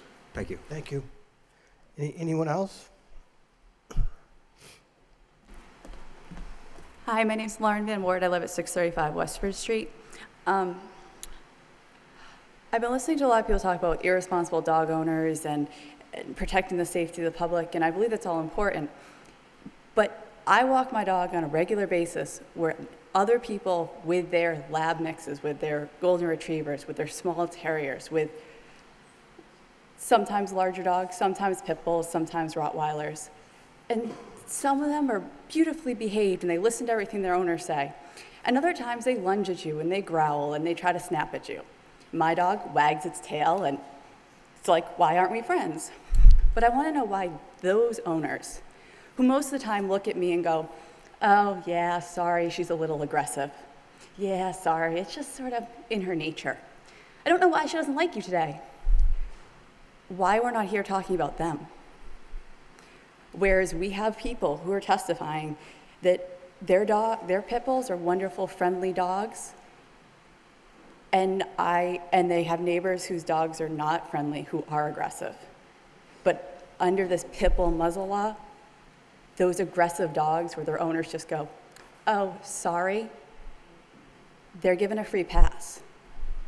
And the people who work with their pit bulls are constantly going to be vilified because their dog looks like a pit bull, even if it's not aggressive. So what I'm hearing is that the dangerous dog ordinance, that's what should be enforced. Try enforcing it, try giving it a chance. Then maybe my neighbor with the aggressive dog who jumps out at me all the time wouldn't go, oh, sorry, oops, bad day. Maybe that person would be forced to be responsible. Or that person who looks at me with my pit bull and says, I really wish my lab was as well behaved as your pit bull, would do something about trying to make her lab as well behaved as my pit bull. That's it. Thank you. Thank you. Anyone else wishing to speak in opposition?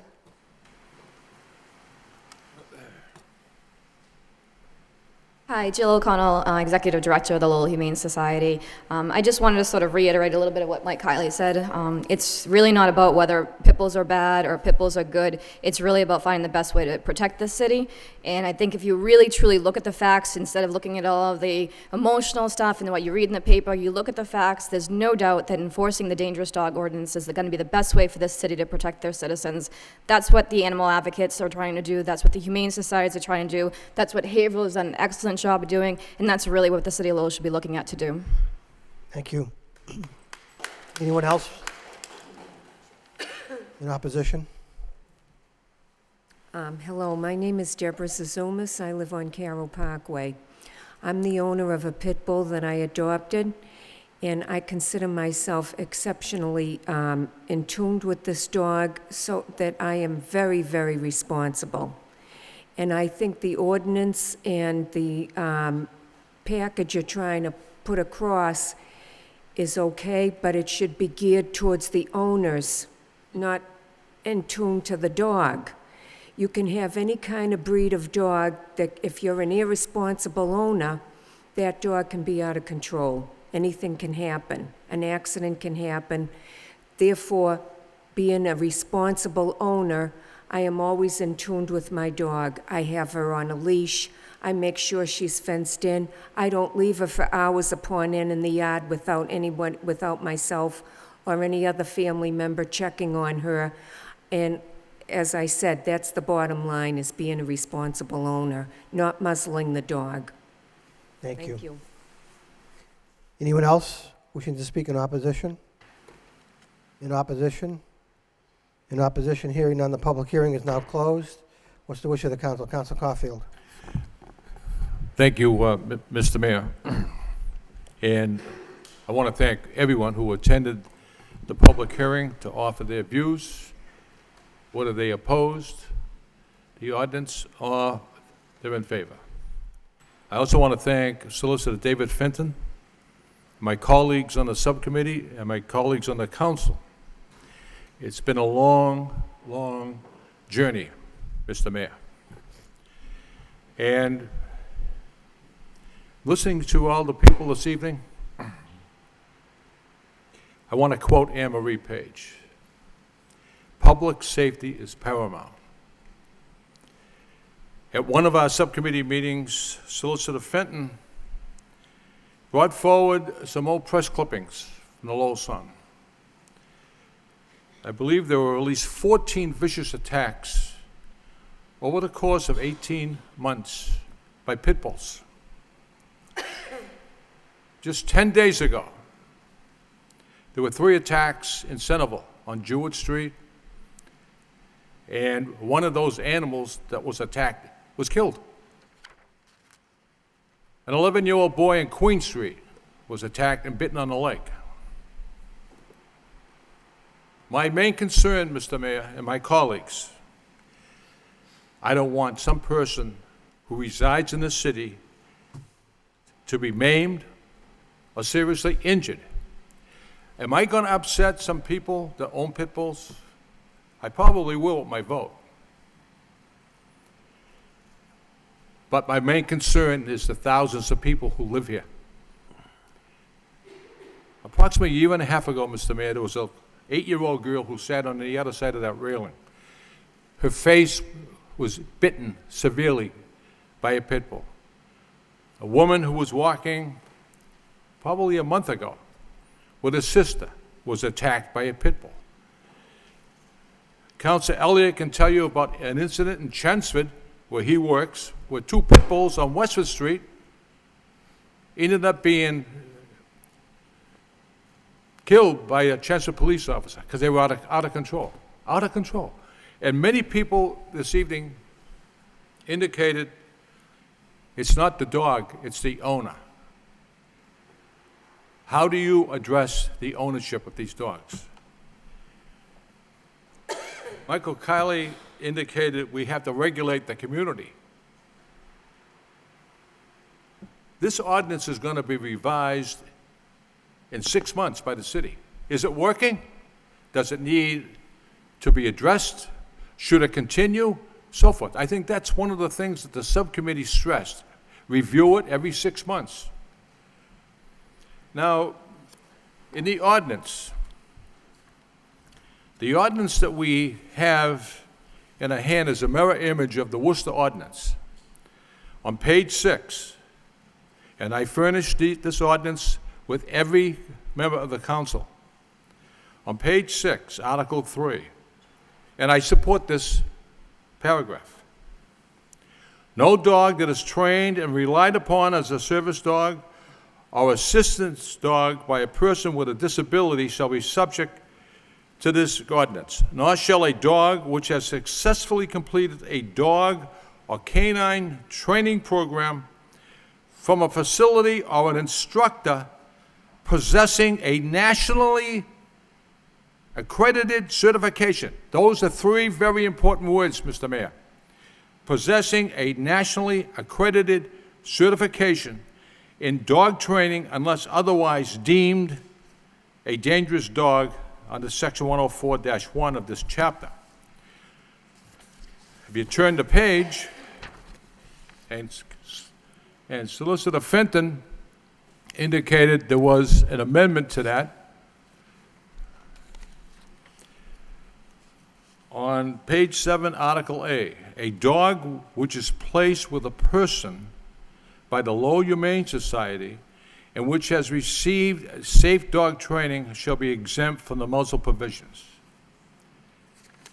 I don't have it before me, I know I have it someplace, but the amendment to the wording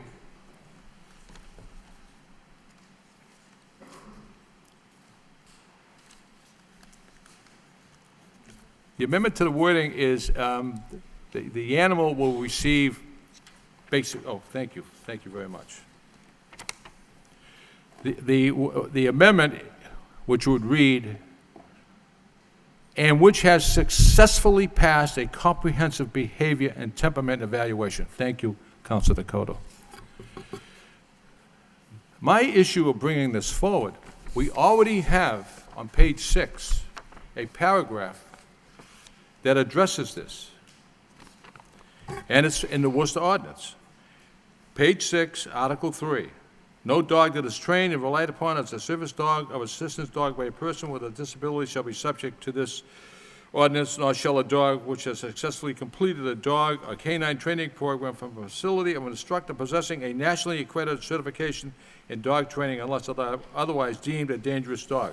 That paragraph circumvents the paragraph on page 7. There's no need to have two of them. So I would move to delete the article on page 7 as amended, because we already have a paragraph that is strictly adhering to training and so forth by a nationally accredited person. So that's a motion I'm bringing forward. Repeat the motion, Councilor. Excuse me? Repeat the motion. Yes.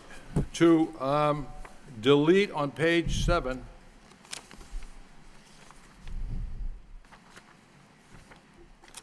as soon as I find it here.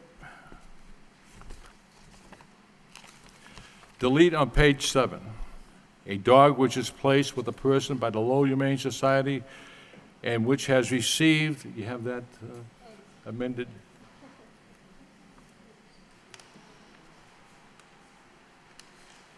Thank you.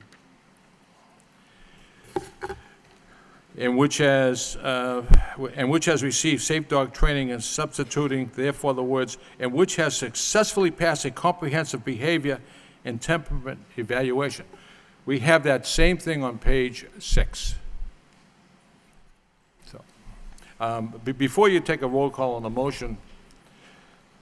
It hasn't been seconded yet. Second. Second. Councilor Caulfield. Who seconded the motion? Councilor Elliott. Okay. Before you take a roll call, Mr. Manager, this problem has gone on too far, too long. And how is anyone to know if a pit bull has received some comprehensive training and is walking down a street on a leash? Who's to know that? No one's going to know that. And if you talk to the animal control officers, police officers, and especially people who've been subjected to attacks by these dogs, that they want this ordinance passed. Worcester has it, Boston has it, Lynn has it. And Mr. Mayor, it's not cast in stone. It's going to be looked at in 6 months, revised or updated, but I cannot, in good conscience, as an elected official in this city, sit back and do nothing and wait until someone is seriously maimed or disfigured by someone's pit bull. That's as much as I'm going to say, and I have a motion and a seconded. Correct. Do we need, does anyone need a clarification on the motion? Yeah. Council Martin, Council Broderick. Yeah, I don't see the I don't see on page 7 where Either, this is. either did I don't know what Council Caulfield was reading. Page 7? Yeah, it's not in mine. It certainly is. Well, it's not mine, not the one I have up here. Let me look at the other document. I'll look to Attorney Fenton. I don't. Are you looking at the amended? Attorney Fenton? Mr. Mayor, Councilor Caulfield, the wording that you just read was a suggestion that came from the MSPCA to change the wording, to take out safe dog training and insert that there was an evaluation process successfully passed by the dog. And that suggestion has not been acted upon by the council. It was something that came as a result of meetings that we had and submissions of the ordinance to the Animal Advisory Committee. And I'd like to clear the record on something, if I might. And that is, at the Public Safety Committee on May the 10th, at the urging of Councilor Discotto and others, we met with the Animal Advisory Committee the following evening, and we met for the purpose of listening to some suggestions that they had, and in turn to make some changes that might be recommended by them to the ordinance. We met specifically the changes that were put into the version that you have before you, except for that one last change that I just mentioned before. Those changes were submitted and they were approved by the Animal Advisory Committee. And the mayor specifically asked them whether or not they would oppose the ordinance when it came before the council if those changes were made. And the spokesman for the Animal Advisory Committee said that they were not necessarily in favor of it, but they would not oppose the ordinance if those changes were made. Hence, the changes were made, and now I listen and hear representatives from the Humane Society and from the Animal Advisory Committee specifically say that they're opposed to the ordinance. That's not what came out of the meeting. All I'm trying to say, Mr. Mayor, is there's a duplication. Correct. On page 6, that's Correct. what On I'm trying to page- say. On page 6, and now, again, at the top of page 7, the version that I had, Counselor, did not You have have that on page 7, what I was... I do. Item Okay. A dog which is placed with a person by the Lowell Humane Society Right. and which has received safe dog training shall be exempt from the muzzle provision, and you want that removed. Yes, because we already have it on page 6, and the paragraph on page 6 is a lot stronger. It has to be done by a nationally accredited trainer. And from what I understand, the Lowell Humane Society does not have a training program. Well, as was mentioned by Attorney Fenton, the new language is that it's going to be substituting the words that they've successfully passed a comprehensive behavior and temperament evaluation. That's the new language. By striking out the words that you just talked about, the safe training, Well, strike that out. I would like to delete the entire paragraph, paragraph A on page Okay, 7. Well, again, we have a motion, it's been seconded. Anyone else want, Councilor Dakota? Yes, thank you, Mr. Mayor. I would just like to speak on this before we take the vote to clarify, because we've spoken about this a couple times and there still seems to be some confusion. The first item that you mentioned is for people who own pit bulls currently to be able to take their dog to a nationally accredited safe dog training program to get certified so that they can be exempt. So that's the first portion. The second portion is specifically for dogs coming out of, the Humane Society or an animal, the MSPCA, where they already provide in-house behavioral evaluation. So they explained in great detail that they do a two-step process. The first is evaluating the behavior and temperament of the dog, and then secondly, before they adopt the dog out, they evaluate the family and their ability to be responsible dog owners. So that's actually what the second portion of that is that you're talking about eliminating. And I know we have spent quite a bit of time discussing this, but there was never any indication that the Humane Society would provide safe dog classes for dogs that were not residents of the Humane Society. So it never at any point did we say that people could take their dog there for training, and there was some confusion on that. So point one, if you have a pit bull now, according to this exception, you could go to a nationally recognized training facility and get a certification. And secondly, if you are a dog at the Humane Society or MSPCA, if you passed all of the regulations that they already impose, and the family who's adopting it passes those regulations, that dog would automatically be exempted. Just to clarify those two issues. Thank you. Councilor Mercia? Let me just say that tonight the vote here for the public hearing is to pass a muzzle ordinance. And in that muzzle ordinance law are many requirements. And one of them is the fact that pit bulls should be muzzled unless you go and bring that dog to a safe dog training and get a special certification, then you're exempt. Or you could pick up a dog from the Humane Society, and if it had a comprehensive behavior and temperament evaluation, then you're exempt again. I don't buy that. I don't buy that at all. Since when is an evaluation a training?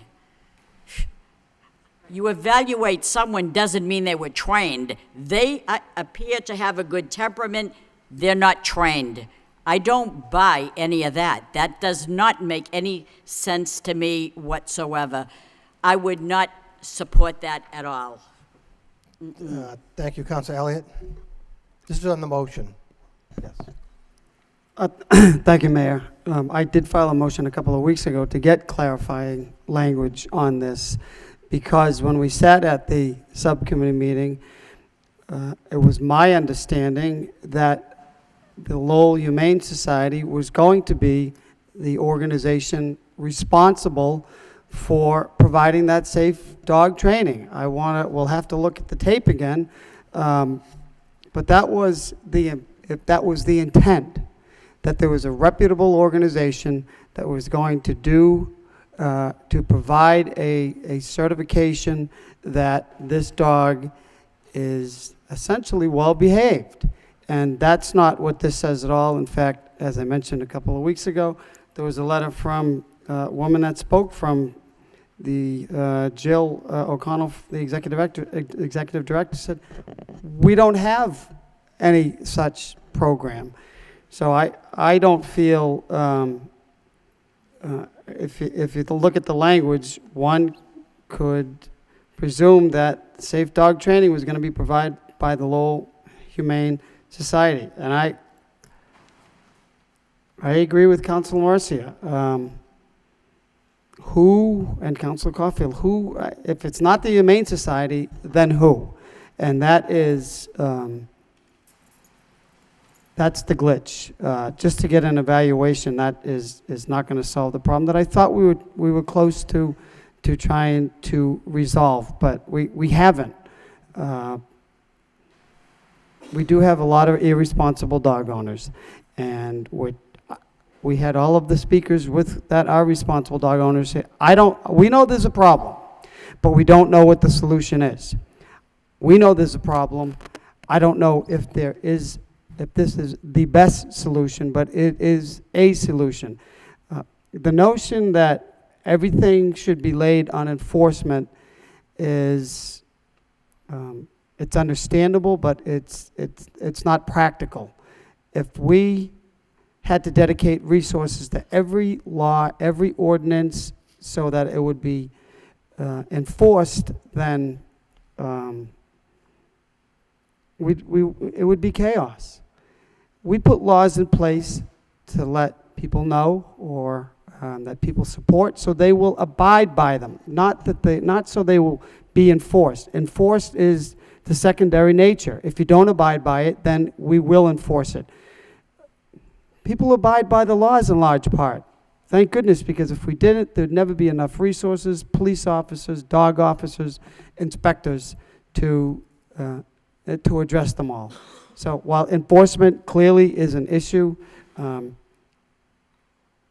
there could never be enough to enforce this. And I think this is one way to address the attacks, the maulings that have been taking place on a regular basis. To sit back and do nothing is not the right approach. We know, Mayor's right, we know there's not enough resources to identify every bad pit bull owner. It's almost impossible, in my opinion. However, the dangerous dog ordinance, as I've said before, requires for there to be a bite first.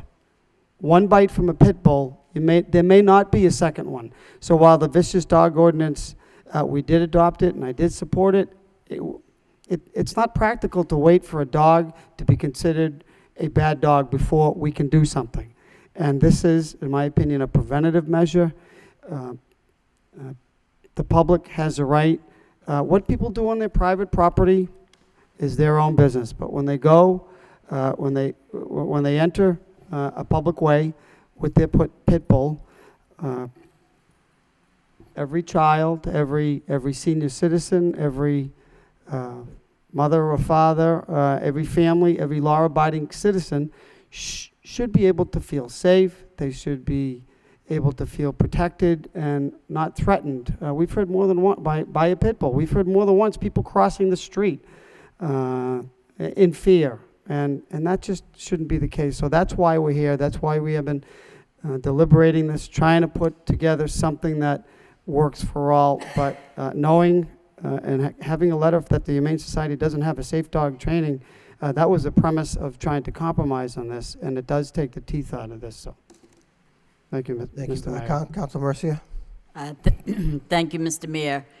First off, let me just say that Michael Kiley said it all. Now, this is on the motion. This isn't on the ordinance. Are you speaking it on isn't? the ordinance? Oh, on the motion. All right, Okay. I'm not talking. We have the motion from Council Caulfield, seconded by Council Elliott, to remove at the top of page 7. It would be item J under exceptions 3-A. 3-A. Any further discussion on that motion? Roll call. Councilor Dakota? No. Councilor Elliott? Yes. Councilor Martin? No. Councilor Mendonça? No. Councilor Mercia? Yes. Mayor Milanazzo? No. Councilor Murphy? No. Councilor Broderick? No. Councilor Caulfield? Yes. Motion fails, 3 yeas. Motion fails. Getting back to the original ordinance, Councilor Mercia.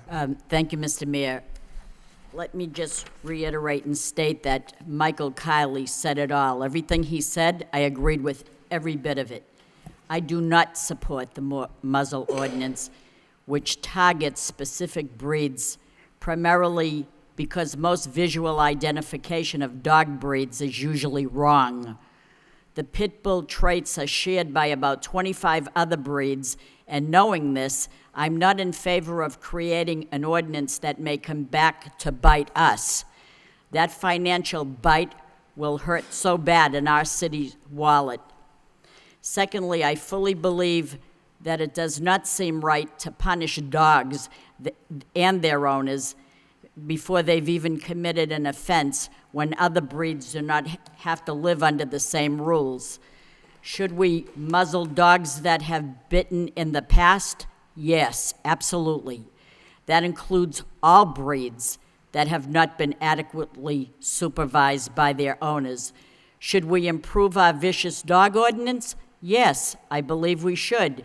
Increase fines for the violations of any rules pertaining to the ordinance. With yearly registration of dogs, increase the fee for those whose dog was not sprayed or neutered, and lower for the dogs that were. Hold pet owners responsible and accountable for the actions of their animals, and above all, enforce, enforce. Enforce what is already in place. There are already laws in place. Enforcement is the key, in my opinion. Confiscate dogs from the owners who allow their pets to roam, who abuse or neglect them. Add a stiff monetary penalty and/or community service to the owners. This will discourage this negligent type of ownership. As of right now, all dogs are allowed off-leash at properly fenced dog parks. I know that because I have the brochure that tells me that. And if the muzzle law is applied, the dogs will be muzzled at the dog parks. No more throwing Buddy, and I don't mean this Buddy. No more throwing Buddy the frisbee or the ball. I do not want to create false hope with this muzzle law. The muzzle law will not stop the dogs from biting. What this new ordinance will create is that obedient owners will muzzle their dogs and negligent owners will not follow the rules as they do not follow the rules now. We have restructured the animal control to make it more service-oriented to the public. We have increased coverage, including Saturdays, and we have put this animal control under the purview of the police department, and rightfully so. So we have done a few things that I believe will help. Most of those recent incidents with the pit bulls, if the muzzle law was in effect, it wouldn't have applied in these incidents. And lastly, I want an ordinance in place that regulates the irresponsible owner and protect those who maintain their dog's safety inhumanely to the public. I want public service. I want safety to the public as well. I think we're doing that. I think we truly are, and that's what I have to say. Thank you. Thank you, Councilor Mercia. Just informed by the clerk that we have not taken any official action on Attorney Fenton's amendment, suggested amendment, whereby we're striking out the words in the second line, which has a safe dog training, and substituting the words, and which has successfully passed the comprehensive behavior and temperament evaluation, and that's on subsection J3A, which is still in the ordinance. Motion by? I'll make the motion to make the recommended amendment. Motion by Councilman Donta, seconded by Councilor Dakota to make that change as suggested by Assistant City Solicitor Fenton. Mr. Mayor? Discussion? Yes, Councilor. On the amendment, I'd like to speak on it. Who is going to offer this training to these dogs? It's something that's going to be available. Yes, Who's through the. I'll let Chris answer that. Crystal Arnott from Lowell Humane Society.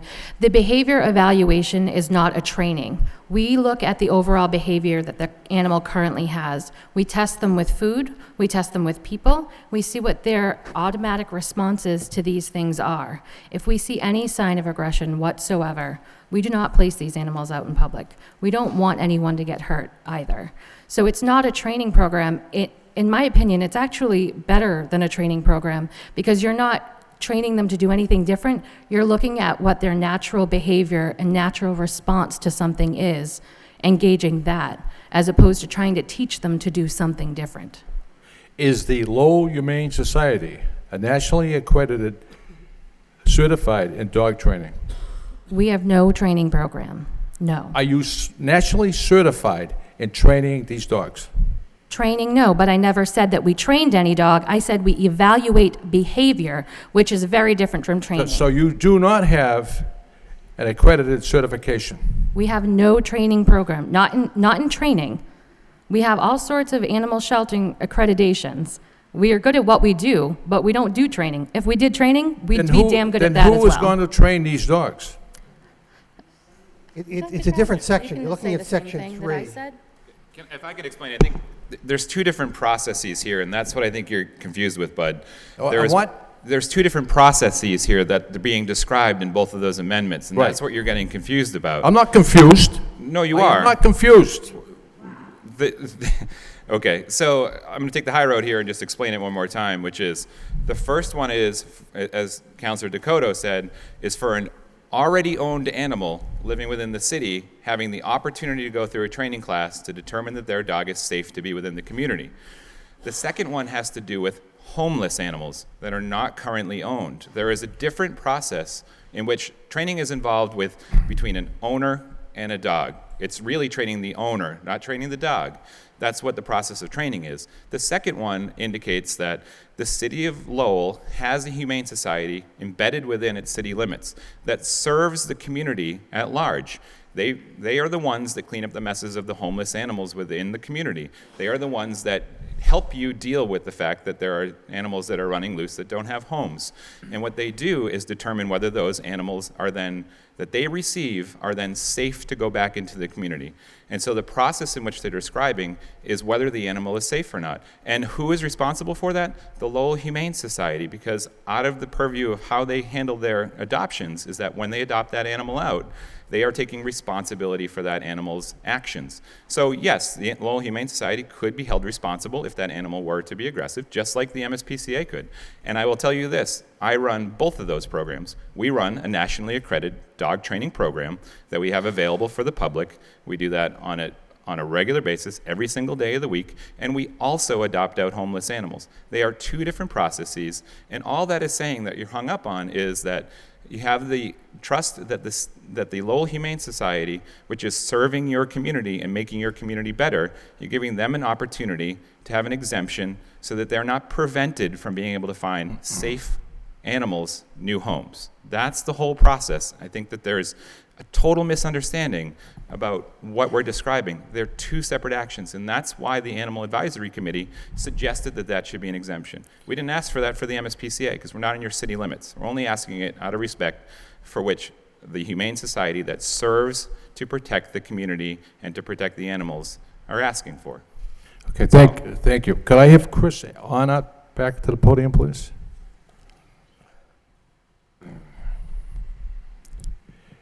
Chris, first of all, I'm not here to criticize the Lowell Humane Society. Certainly. You do a wonderful job with animals throughout the community. You do an excellent job. Thank you. My position is to protect the citizens of this city. We're in the same position. For tax. I want to ask you a question. Yes or no? I'm looking for a yes or no answer. Who is going to sign a certificate? I imagine you're going to have a certificate to these dogs that have been trained. Who's going to sign a certificate indicating that this dog has completed a comprehensive training program with the Lowell Humane Society and the dog? Well, that's not a yes or no answer. What's that? That's not a yes or no question, so I who's gonna can't do that? answer it yes or no. Could- But there could is I- not, can I stop you, we Chris? don't train dogs. Councilor Caulfield, with all due respect, you are confused. Mr. Mayor, I object to that statement. Well, again, I apologize if you object, but you're mixing apples with oranges. She's already told you they don't have a training program at the Lowell Humane Society. So who's going to certify that? If I had a pit bull, I would take my dog, if this ordinance gets passed, to a certified training institute, not the Lowell Humane Society. I already own my dog, Councilor Caulfield. So they would sign the certificate. This has to do with a dog that's at the Humane Society and will go through temperament evaluation. It doesn't say it's going to go through a training program. It doesn't say that, Councilor Caulfield. So with all due respect, she cannot answer your question yes or no, because it's not a yes or no answer. Well, Chris, whatever dog goes to your Humane Society for training, does someone sign off a certificate? Again, we don't do any training. You don't do any training? That's what I've said the entire evening. So we provide behavior evaluations where So we on- evaluate the temperament of the animal. We look at an animal and we tell you if when we try to take its food So away, on it's page going to 7 bite you. I'm trying to explain it to you. Would you like my explanation? No, I just want one explanation. On page 7, who inserted a dog which has been placed with a person by the Lowell Humane Society and which has received a safe dog training? Who There was- inserted that in there? Well, there was an amendment because there was, I know there's again, an amendment, confusion but to the initially, wording. who That's inserted why that? there was an amendment to the wording, because it was Mr. Mayor. incorrect. That doesn't even matter anymore because it's already passed that there's new wording that says behavior and temperament evaluation. We Mr. don't Ma- provide training. You know, Mayor. Mr. Mayor, I'm going to tell you, you're going to have an ordinance on paper only, and it won't be as strong as the paper that it's written on. You're not going to have a serious pit bull ordinance. You're just going to have a powder puff ordinance just to get it through this elected body. Council Broderick, did you have your hand up? No. Okay. Council Murphy? Mr. Mayor, we haven't approved any amendment, so there is no amendment yet before us. Correct. We had a motion, it was seconded.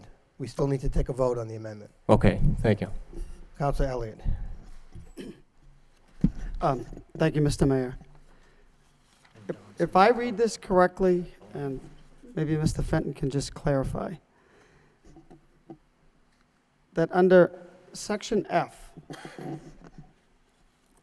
any dog that, under Section F, every dog in the city, is, if this is passed, will be required, every pit bull will be required to be muzzled, unless,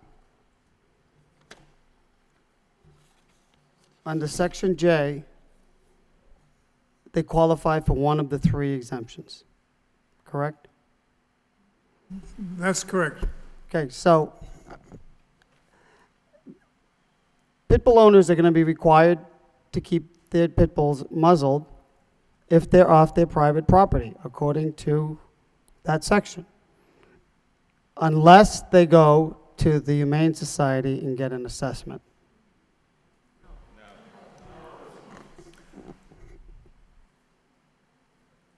As I understand it, it's not that they bring their dog to the Lowell Humane Society. It's dogs that are strays that are picked up and who come into the jurisdiction of the Humane Society, and then they do an evaluation on the dog, and if they think the dog is appropriate to be in turn signed out for adoption by Thank you. by the society. That was then they the would do it. answer I wanted. Every dog in the city is going to be required to muzzle their pit bull when it's off their private property, unless it's a stray that's brought to the Lowell Humane Society, period. Well, no, there no. are two other exceptions as well. Okay, I'm sorry, there were two other exceptions, excuse me, in general. Okay. I think that should help clarify for Councilor Caulfield, that dogs have to be muzzled unless one of those three exemptions. Thank you. Thank you. Councilor Mercia? If I went to the if we adopted this muzzle law and it's in place, anyone that has a pit bull has to muzzle their dog. But if I went to the Humane Society and adopted a dog, they do a behavioral evaluation, and I get a pit bull, then that's kind of like an exemption for me. But if I go down the street and see Susie Smith that's breathing pit bulls and I buy one, then I have to muzzle my dog or bring it to a training facility. Now, I'm thinking that maybe they could go to the Neville Farm or whatever, MSPCA, put it into the training, therefore I'm exempt. Is that the story? Fine. That's correct, yes, that's correct. Okay, on the language to be inserted, any further discussion? Councilor Caulfield? Mr. Mayor, I request that the animal officers for the city of Lowell come to the podium and address the council. Motion to suspend the rules for the purpose? Well, what about the motion we have? Right. We do have a motion on the floor. Councilor Martin's correct. We do have to deal with that motion first, because it's already on the floor. What's that? We already have a motion on the floor, so that has to be dealt with first before we can suspend the rules. Where does it say that? It's under our rules, Counselor. It's under our rules, Counselor. We have a motion on the floor. And Council, we're going to start instituting, you can only speak twice on an item. You can ask the manager questions as many times as you want, but you can only speak twice on an item. On the motion. Any further discussion? Roll call. This is to insert the language.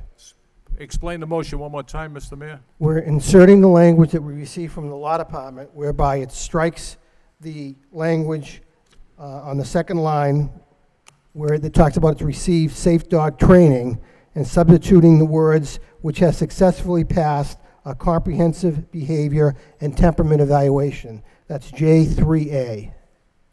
That's the language from the law department. Councilor Elliott. Just for dogs that have been That's correct. dropped off at the Lowell Humane That's Society. exactly correct. Okay. That's correct. Roll call.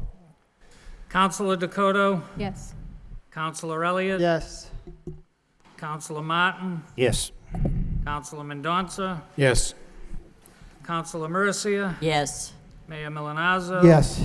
Counselor Murphy? Yes. Counselor Broderick? Yes. Counselor Caulfield? 9 yeas. Thank you. Motion to suspend the rules by Councilor Caulfield, seconded by Councilor. Anybody willing to suspend the rules? I'm not going to get a second to suspend Councilor the Elliott? rules. Second. Councilor Elliott to suspend the rules. All those in favor of suspending the rules? Okay, I just want to know what we're suspending the rules for, To because I have the didn't, dog officer come and speak to us. So the Public hearing animal is officers closed. I can didn't hear- professionally speak to the council and the viewing audience. I didn't hear what the suspension was on. I'm not going to vote for something I didn't hear. All those in favor of suspending the rules to have the dog officer I didn't speak to the council signify by saying aye. me. Opposed to vote.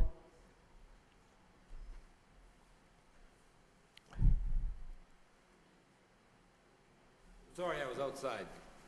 What was my request to? I don't know. You'd have to ask Councilor Caulfield. I asked the other animal officer if he'd like to speak. He says, most definitely. And my colleague is in the hallway on this ordinance for pit bulls. I have a paper, excuse me.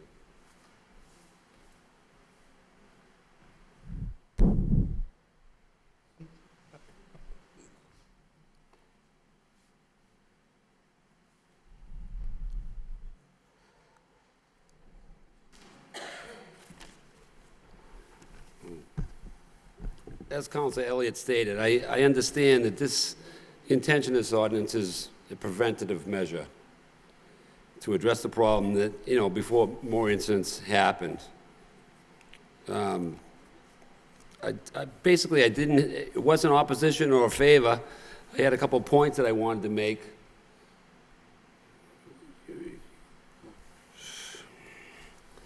With the passage of this ordinance, we should have a plan to make the pit bull owners aware of the enactment, because many won't know. We'll need help to enforce this. Another animal control officer position has been discussed, but so far is not funded. And I also wanted to state that I commonly spend many hours per week in the office on the computer doing paperwork, returning phone calls, and so on. Doing this severely cuts into my patrol time. This will increase some type of clerical assistance also I could use help with. And one item that I did have a question on with the ordinance itself, but as I watched the meeting go on, and it will be discussed, and then it will be regulated and monitored, and we'll have a discussion in 6 months, to see how it's going, basically, to state it that way. I kind of left some of that stuff out, and that's why I really didn't speak. But another thing that I would like to say is, in closing, that if it is passed, I don't believe that July 1st would be appropriate time. Basically, that's about all I got to say. Thank you, Thank you. Mr. Potter. Thank you. Okay, we're back to the ordinance before us. Anyone else want to be heard on the ordinance? We have a recommendation. I'm sorry. Yeah. Sorry. Move We have a approval. motion by Councilor Elliott to move approval. Is there a second? No second. Councilman Mendonça. I've been conflicted with this ordinance since it was first proposed. In my gut, I just felt that it was wrong. I've tried over these last few weeks to rationalize how I could support it. So some of these changes that have been made make it more palatable. But still, the bottom line is we need enforcement of a dangerous dog ordinance. I I would support doing some of the things that have been proposed along the way. I like the movement of the dog officers into the police department. I'd like to have more enforcement with the addition of the part-time officers on the weekends and after hours. If we're having a problem with enforcing now, won't we have a problem with enforcing this new ordinance? If we put it in place, all that we're doing is saying, gee, we did something about it. We have this muzzle law. But what do I say on the first mauling after it passes? What if it's a pit bull? Why wasn't it muzzled? I suspect that the responsible dog owners that have spoken to us this evening would be the same ones that were more likely to obey the new ordinance, which means that in a sense, they don't have the problem dogs, so we're punishing them. They have to muzzle their dog when the dog really doesn't need to be muzzled. So I think the way to move forward is to do what we can to enforce a dangerous dog ordinance and do what we can to make it enforceable, whether it be personnel, higher fines. We need to enforce it. That's the way we're going to deal with this problem. If this passes, I was willing to support the amendment in order to make it a better law if it does pass.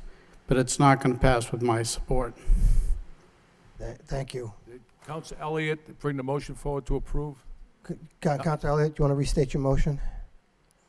Motion to approve the ordinance. Approve the ordinance. And I'll second. Second. Any further discussion? Councilor Elliott. I want to thank the mayor, the Animal Advisory Committee, and the subcommittee. This has been it hasn't been an easy issue. It's a very emotional issue. We have it seems almost every neighborhood leader in the city come to speak on behalf of this ordinance. If there was a better way to address the pit bull attacks in the city, I'm sure we would have come up with it. There is no better way. This is a first step. The public deserves an opportunity to be protected, and they're not at this point. By doing nothing and saying we're going to try to enforce it, it needs to be enforced, it needs to be enforced. We've had a dangerous dog ordinance.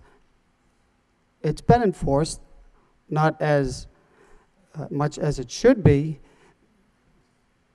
but the problems are pit bull dogs. We've heard it. We received the report from the Animal Advisory Committee. We heard Mr. Kiley tonight saying, yes, there is an explosion. The problem is with pit bulls. Maybe 10 years ago, it was another breed, and actions perhaps should have been taken. I don't know. We can't go back. We need to move forward. We're going to continue to see attacks if we don't do something. How is this going to work? If we see pit bull owners not walking their dogs in public, not in their private property, in public, then they will be in violation. We've also been told that, okay, there are only 2 dog officers. I understand that. But police officers, we also know that police officers can write citations. We learned that not at 1, but 2, maybe even 3 meetings. We had a police officer. I attended the Animal Advisory Committee, and there was a police officer there. He said he hadn't written citations. They can. Every police officer on the street that sees a dog that's not muzzled is able to write a citation. Similar to what we're trying to do with the health inspectors and the recycling. Health inspectors are going to be out doing their job. At the same time, they'll be able to enforce the recycling violations of recycling. It's the same thing. There's a multiplier effect. This ordinance should be able to be effective immediately for those individuals in public places not muzzling their dogs. So I just want to clarify that issue. Enforcement is an issue. There is a solution. there is a solution to it, and that is police and not just the animal control officers. Thank you, Mayor. Thank you, Councilor Elliott. Councilor Martin? Thank you, Mr. Mayor. I want to say I appreciate the work the subcommittee and the Animal Advisory Committee put into this.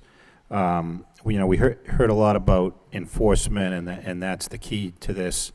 And I think, that's the key to every ordinance we have. We have a ordinance where you're supposed to shovel your sidewalk when it snows. Responsible people do it, some people don't. That's really not a punishment of the responsible person who shovels their sidewalk. It's a problem for us to get full compliance. But we have that, as soon as you pass any law, that's an issue. And we do have a problem here. We've taken some steps to hopefully improve enforcement, moving to the police department and things that others have talked about. But I don't view this as a watered-down ordinance. I think, the committees that worked on this had good reasons, primarily, I think, to accommodate the responsible owners. If you're a responsible owner, you either have a dog that you got from the Humane Society that's been pre-cleared, or you can take your dog to another program and have it certified. That's probably what the responsible owners are going to do, and we're going to be left to still deal with the people that aren't responsible owners.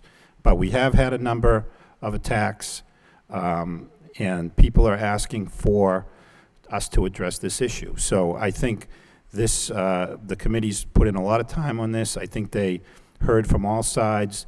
They crafted some exceptions to, in my view, accommodate responsible dog owners, and we're going to have to deal with the people that aren't, just like we do with any other law. So I think it's unfortunately a necessary step. We didn't, I know we resisted in the past these breed-specific things, but this is the breed we have a problem with, and what we're hearing is that there's an overpopulation of this breed. So this problem has the potential to get a lot worse, and so I plan to support this. Thank you. Councilor Broderick. Thank you, Mr. Mayor. I agree with a lot that's been said this evening. I think that this is a very difficult issue. It's a very emotional issue for folks in their attachment to their pets, especially dogs. But I do want to thank the subcommittee, the Animal Advisory Committee, everybody that's come out for these 4 or 5 meetings, and the hard work and the effort put in. I think that this is a step in the right direction. It is a bit of a compromise, but I don't think we can fall back and say it's an enforcement issue necessarily. I think every law we have is an enforcement issue, but I think this is, I think Councilor Elliott mentioned, if it takes the first bite away, then it works. And if it does that on a few occasions, then it worked. And we may not know, because we won't get that first bite at the apple, but it's a step in the right direction, I think, in helping to control a problem that exists. I think the compromise comes into play where we can accommodate the responsible dog owners so that they can get their certificate and be able to walk their dog without a muzzle because it's not necessary, and the dog can defend themselves. And I think that it at least will help the dog officers and enforcement officers identify the pit bulls that should be muzzled. Now, if they have a tag, whatever the appropriate tag would be, then it's not a problem. They stop, they let the dog go. My guess is they're probably going to know most of these dogs and their dog owners in a short time. These folks here know the animal control officer, and they know their dogs. This will be a system that will have to take some work. It'll take some enforcement and some effort, and maybe as our financial position improves, and maybe we can move towards a system they have in Haverhill. We have different demographics, though, so that doesn't necessarily mean that system would fit here.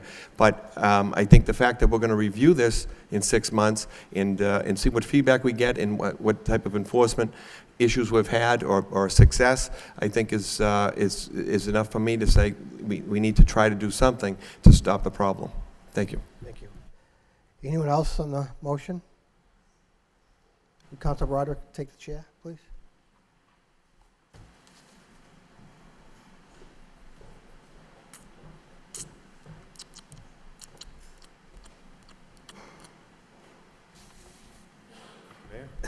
Thank you, Councilor Broderick.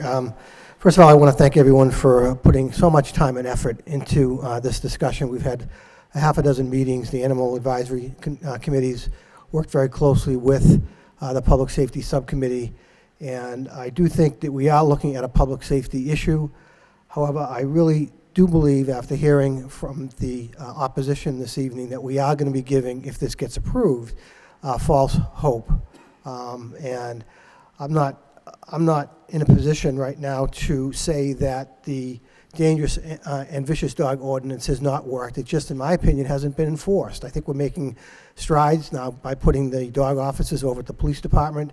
I was pleased to hear that the police do, on occasion, if they see a pit bull, they'll stop, they'll talk to the owner, they'll make sure that it's licensed and so forth, and I think that also is a step in the right direction. But I think by putting a muzzle ordinance in place, you are, at least initially, hurting the responsible dog owners, because they now have to go out and go through a training program, get their dog certified.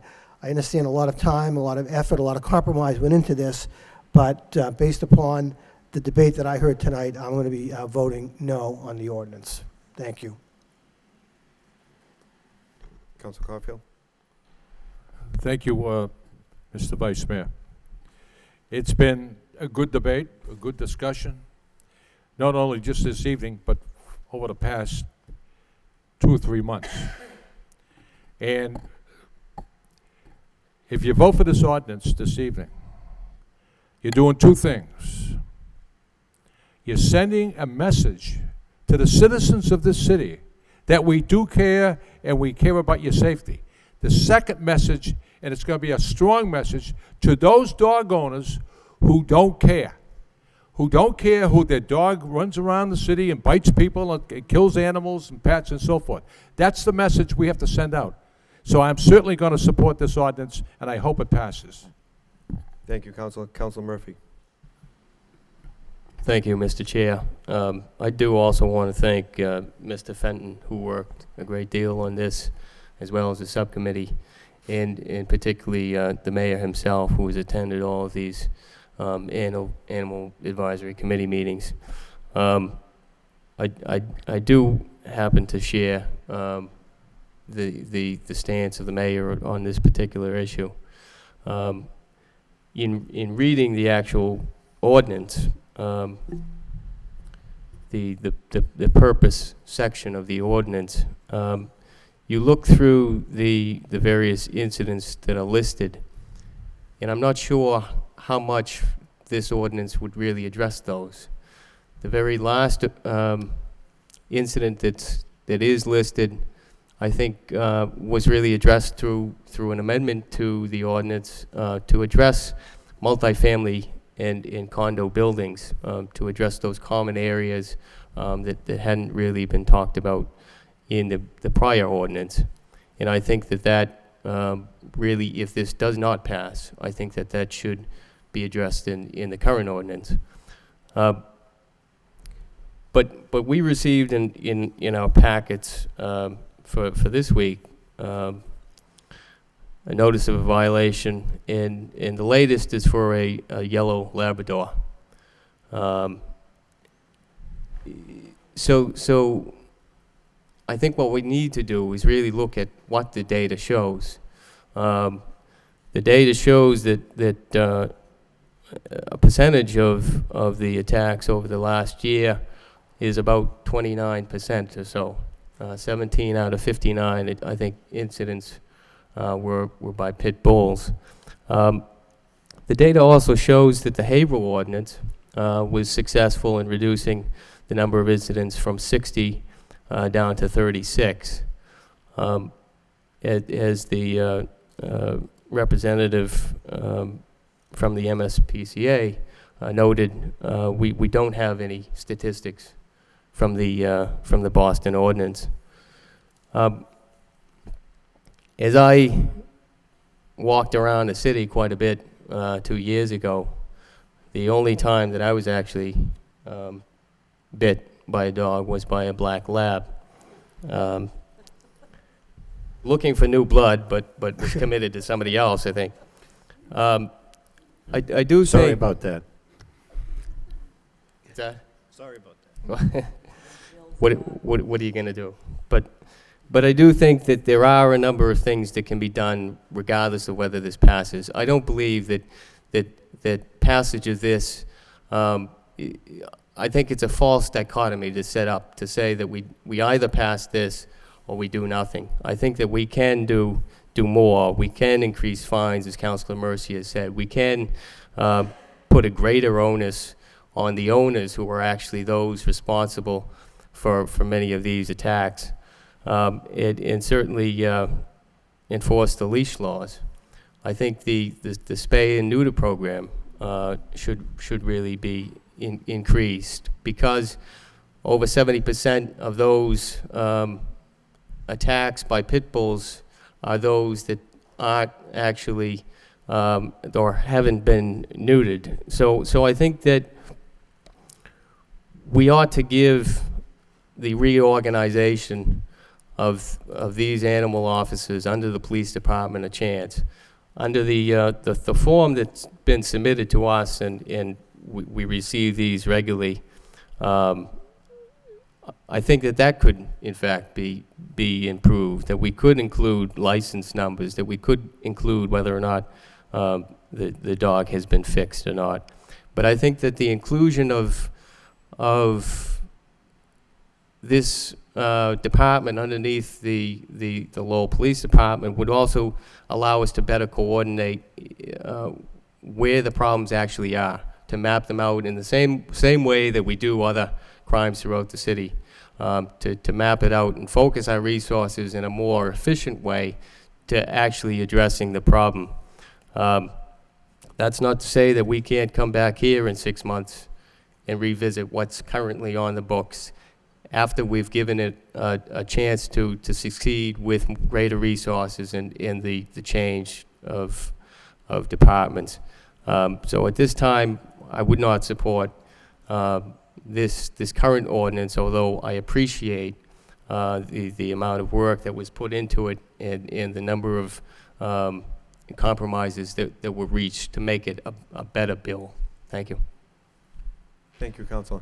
Mayor, Thank you, Mr. Vice Chair. Just one final comment.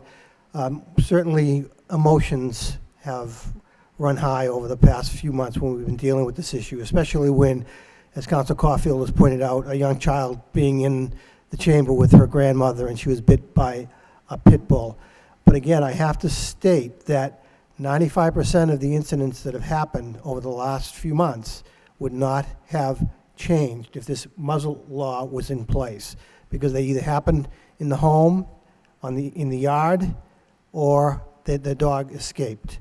So again, giving false hope and putting an extra burden on the dog officers is just, I think, a step right now backwards. So I think what we need to do is make sure that we enforce the dangerous and vicious dog ordinance that we have in the books, make changes, and the Animal Advisory Committee is willing to work with the Public Safety Subcommittee to make those necessary changes. And we can come back here in a few months, and if we need to either revisit this muzzle ordinance, we can do so. But I think let's give time to the reorganization working with the police department and enforce the ordinance that we have in the books. Thank you. Thank you. Vice Mayor. Councilor Yes, Dakota we first. move the, I'm sorry. Thank you, Mr. Vice Mayor. Just to speak to Councilor Murphy's point and to what many of the people have said this evening, enforcement is critical, and the reorganization that we have talked about is important. Unfortunately, I think that reorganization conversation started a year and a half after this ordinance conversation started. And so there is an expectation now by the residents that we do something immediately in the short term. We do have a provision that, we do have a provision that we will review this in 6 months. I think that as we're reviewing this and letting it, figuring out the best ways to implement this, we can be making sure that the reorganization is happening smoothly, changing the hours, adding these new staff, making sure that we are supporting this reorganization financially.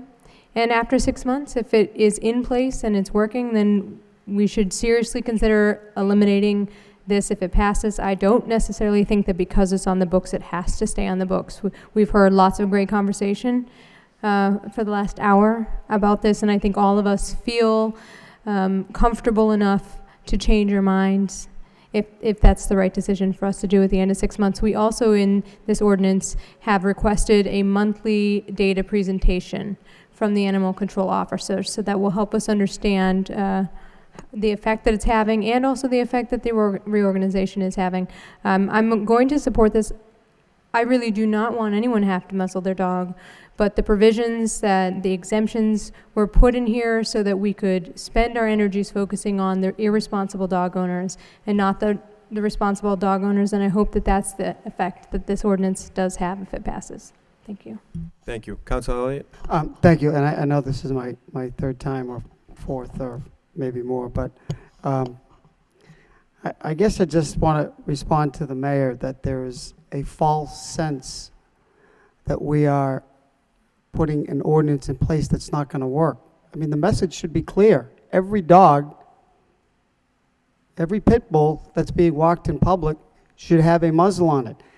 End of story.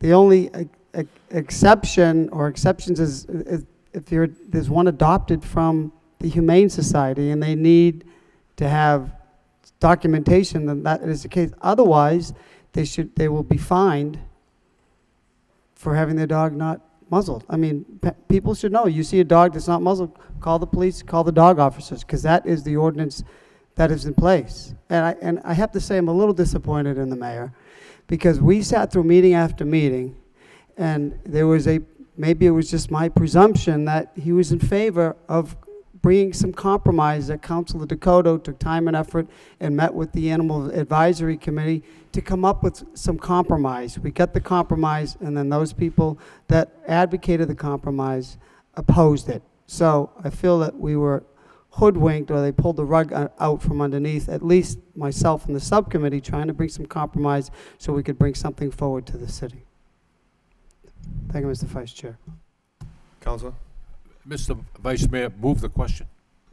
Roll call on the amended ordinance? Councilor Dakota? Yes. Councilor Elliott? Yes. Councilor Martin? Yes. Councilor Mendonça? No. Councilor Mercia? No. Mayor Milonazo? No. Councilor Murphy? No. Councilor Broderick? Yes. Councilor Caulfield? Motion passes 5 yeas, 4 nays.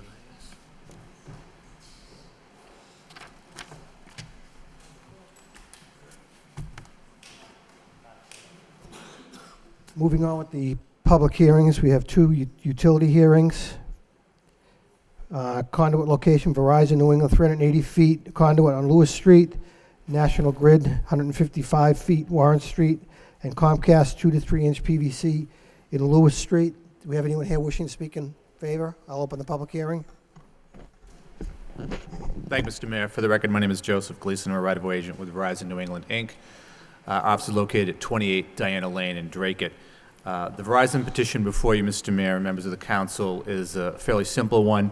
Verizon is proposing to place approximately 380 feet of underground conduit along the southerly side of Lewis Street from existing pole 32513, which is on Market Street. So despite the fact that the petition only speaks to Lewis Street, there is going to be some conduit placed along Market Street on the westerly side thereof to bring the service into Lewis Street.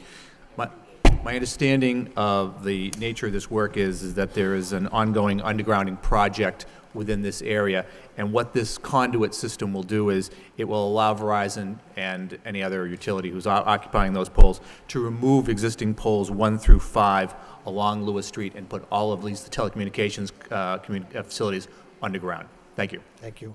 Anyone else wishing to speak in favor? In favor, hearing none. Those in opposition?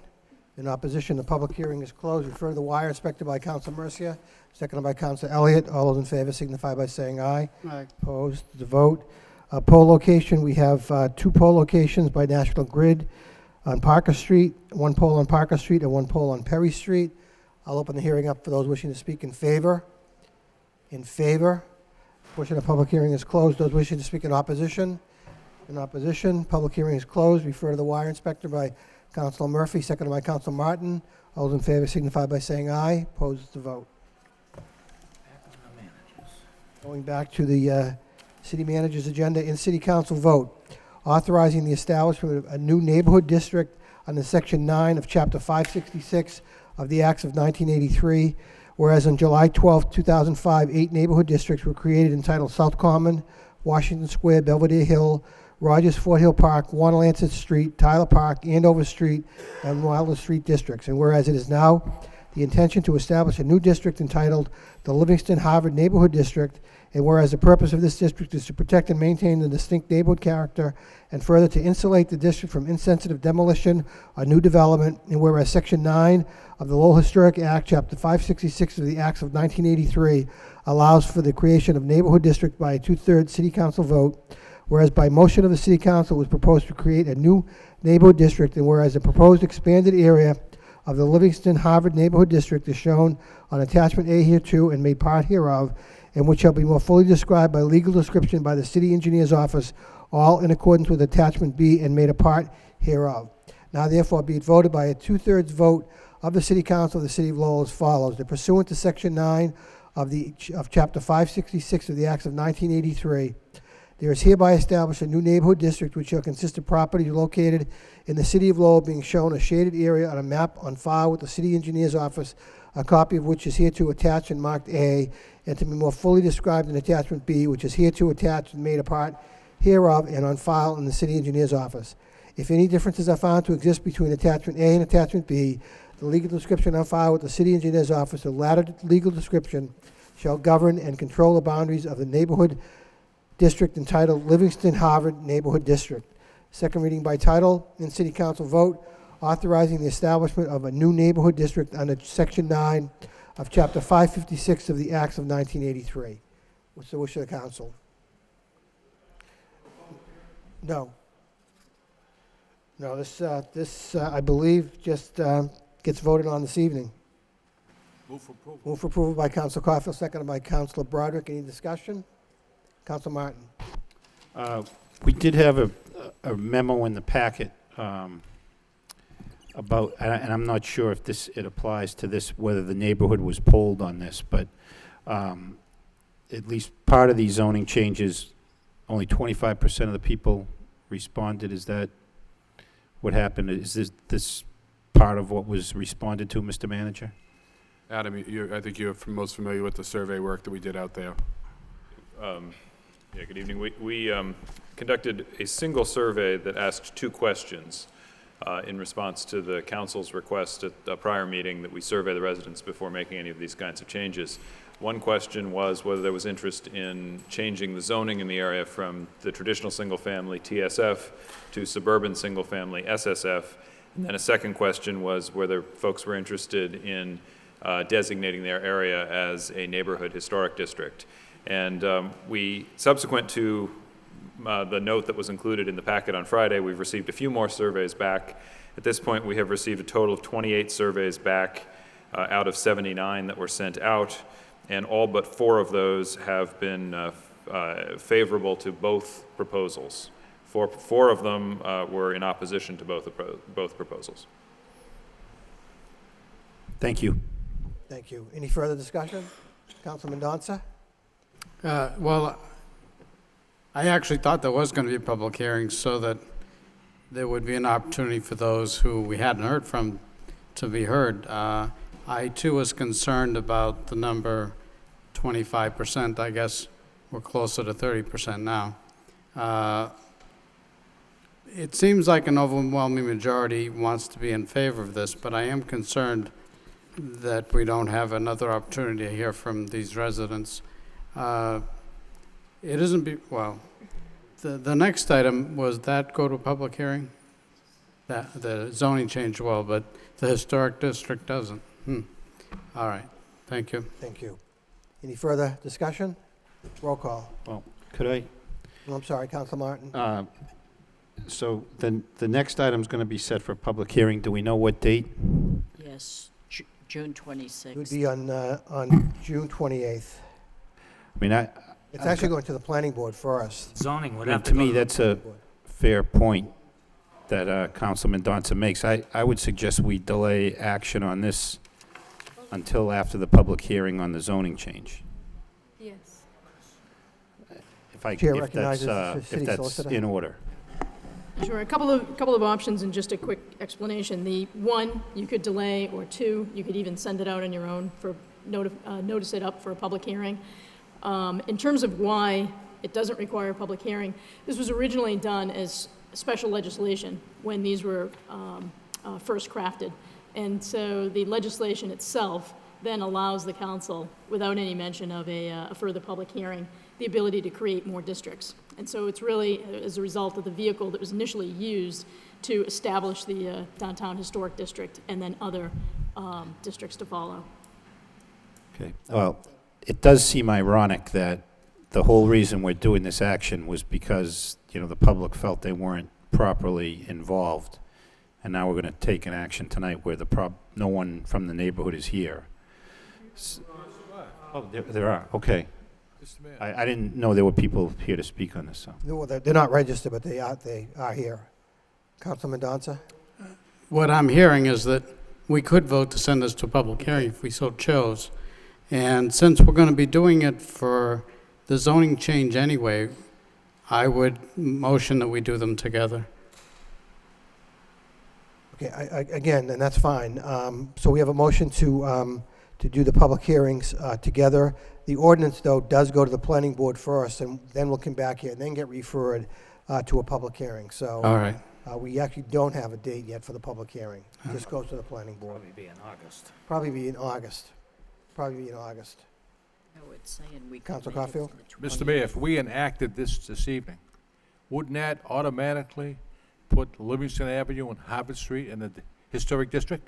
The answer is yes. Well, But- I can see where Council Martin's coming from, but you have to see where I'm coming from. I heard from sources, there's another building for sale on Livingston Avenue, and the proposal is to rip that house down and build condominiums. I'm worried about protecting the neighborhood, those two streets right now. That's my argument, and I think we should vote on this I tonight. think so, too. I'll withdraw the request. I thought I didn't realize that people here from the neighborhood, I suppose this action could always be reversed too, if the public hearing came out a different way. Okay. Anyone else want to be heard on the Move approval. move for approval by Councilor Elliott, seconded by Councilor Broderick? Roll call. Counselor Dakota? Yes. Counselor Elliott? Yes. Counselor Martin? Yes. Counselor Mendonça? Yes. Counselor Mercia? Yes. Mayor Milanazzo? Yes. Counselor Murphy? Yes. Counselor Broderick? Yes. Counselor Caulfield? Yes. 9 yeas. Next item, in City Council vote, approving the extension and build-out of part of Berkeley Avenue. Whereas George Scaff, doing business as Scaff Enterprises, is desirous of extending and constructing a paper street at the southerly end of Berkeley Avenue and not develop 3 lots for 3 single-family residences on such extension.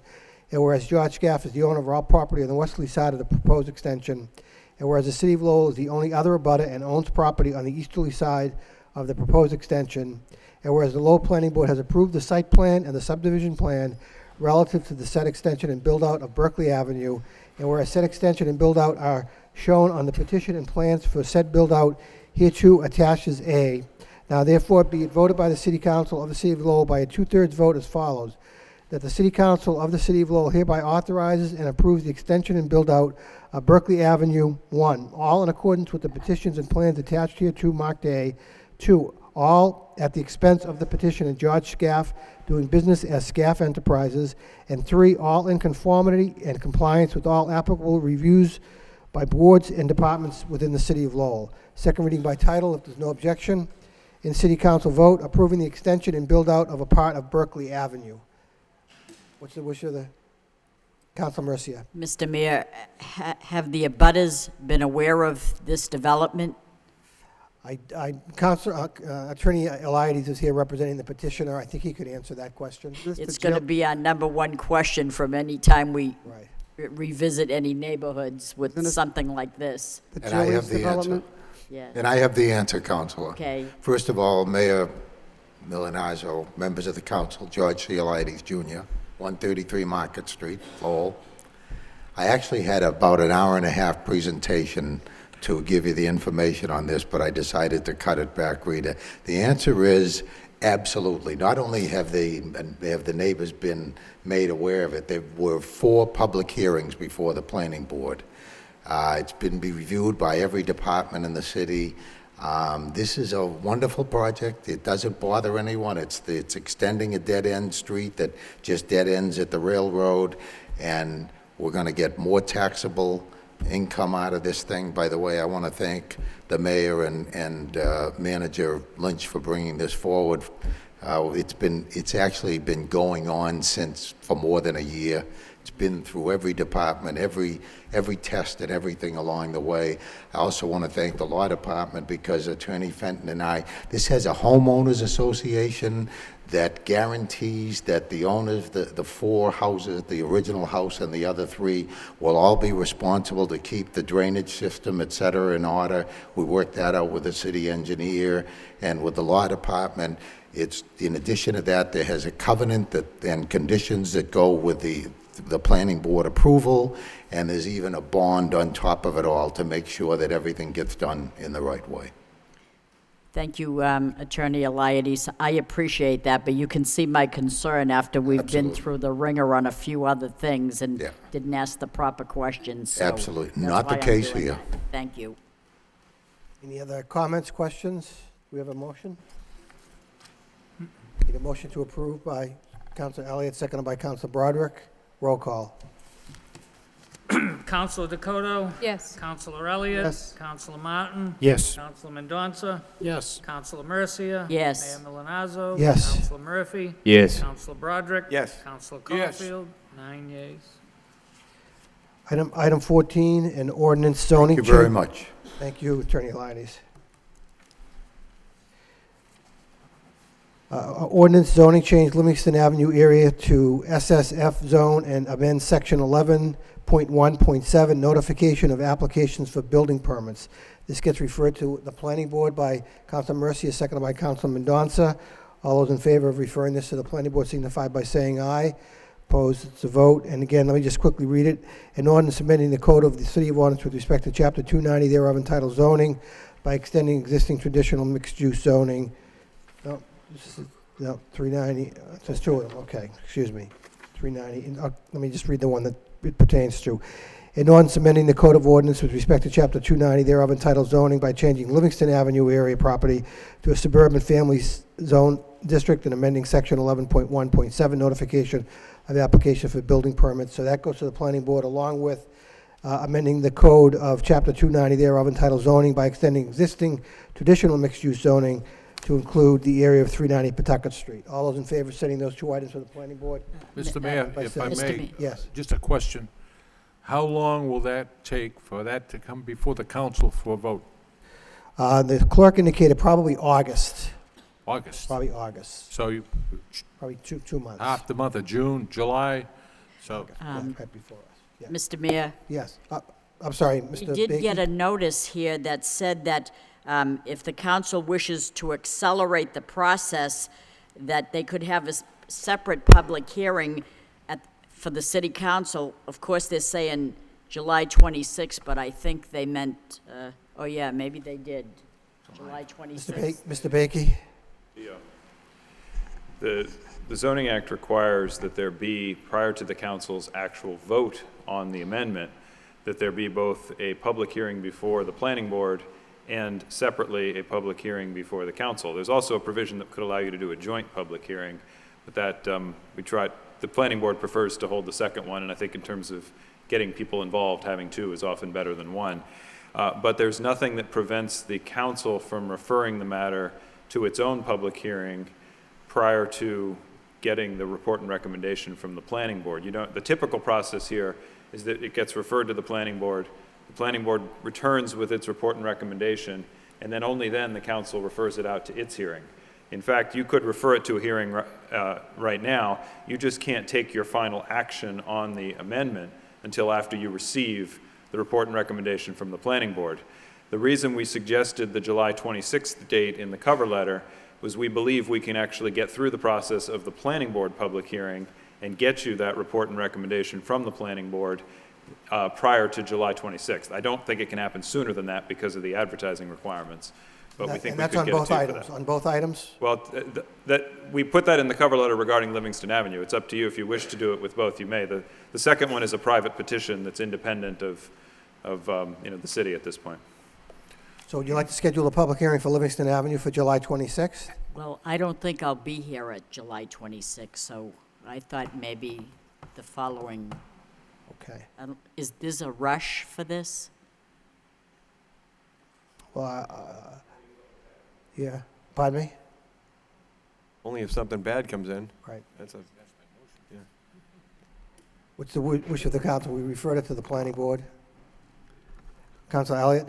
Yeah, no, I think there's no sense of urgency, but in the meantime, the clock is ticking, and there's been some discussion or rumors that other developments may be in the works. So time is of the essence to some degree, in the hope of preventing something like what took place already from happening again. If it's not July 26th, it would be the second Tuesday in August. So whatever that, I don't have a calendar, whatever that date is.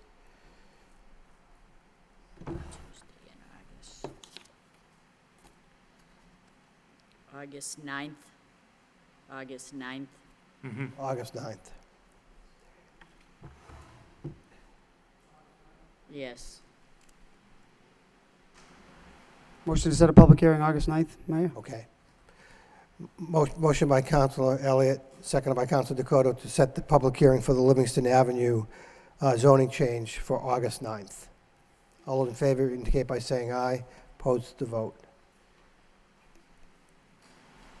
Next item, under the city manager, we have a loan order to borrow $1.3 million for eminent domain taking.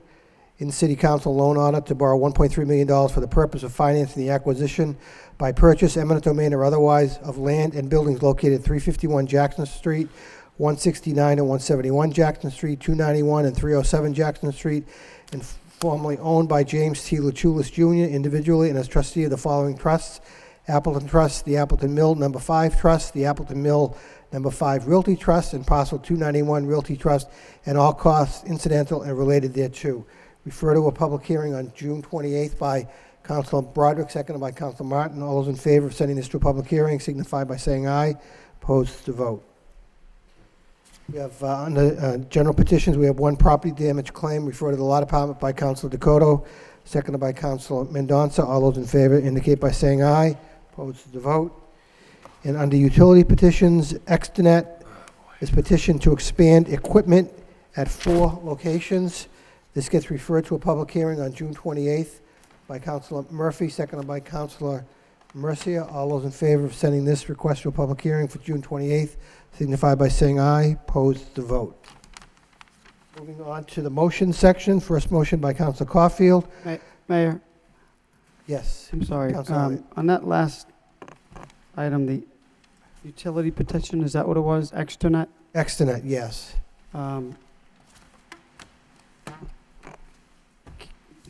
I know there's a brief explanation, and we approved some of these before, but is this similar to, I mean, is this for wireless communication, Mr. Manager? Yes, this is the, for the council remembers, we had a, Externet came before us some time ago. These are devices that are placed on the top of Utility streetlights, poles, right. to provide some wireless connectivity within the city. So it's not, I guess in some ways it's similar to the cell towers, right? I mean, In terms of wireless connectivity, yes. I know there are a number of them across the city now. The number escapes me, but they are looking for 4 additional locations. well, the communication says there are 40 locations in the city.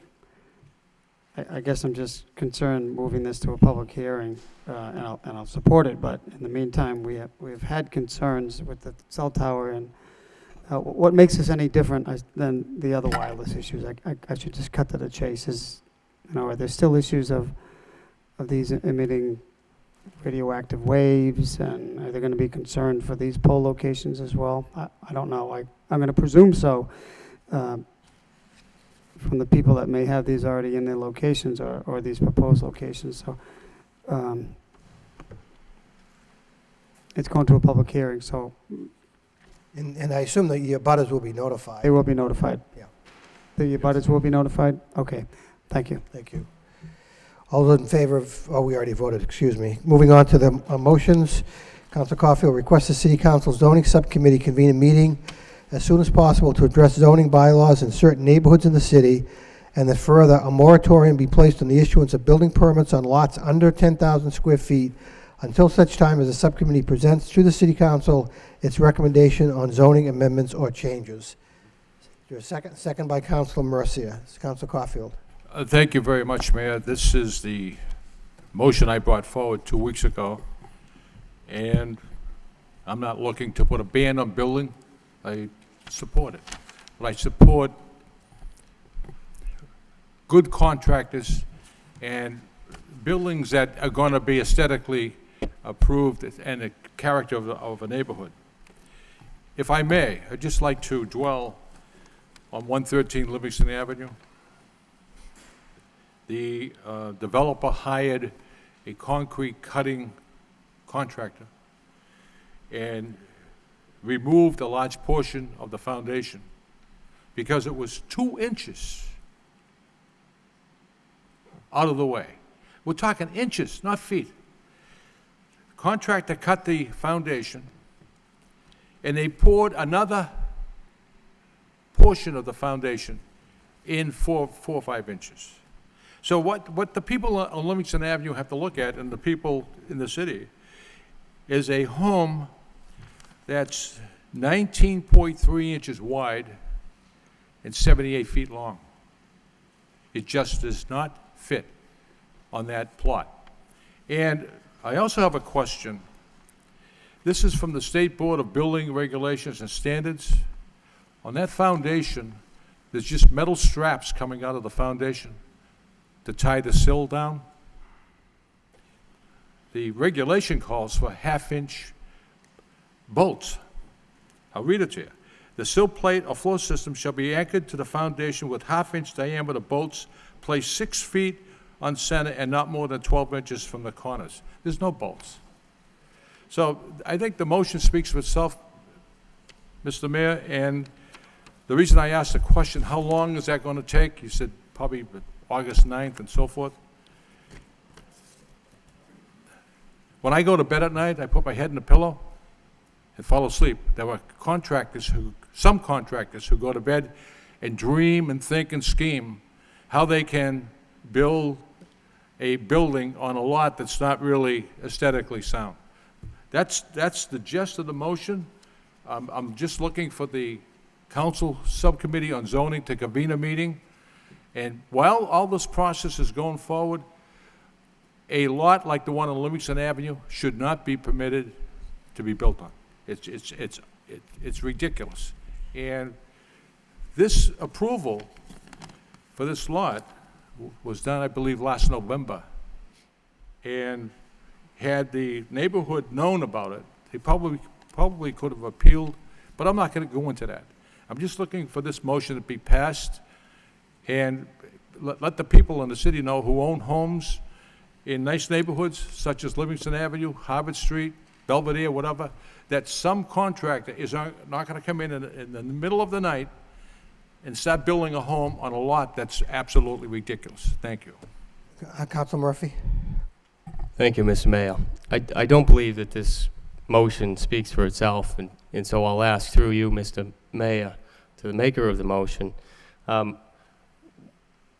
It says in certain neighborhoods. In which neighborhoods?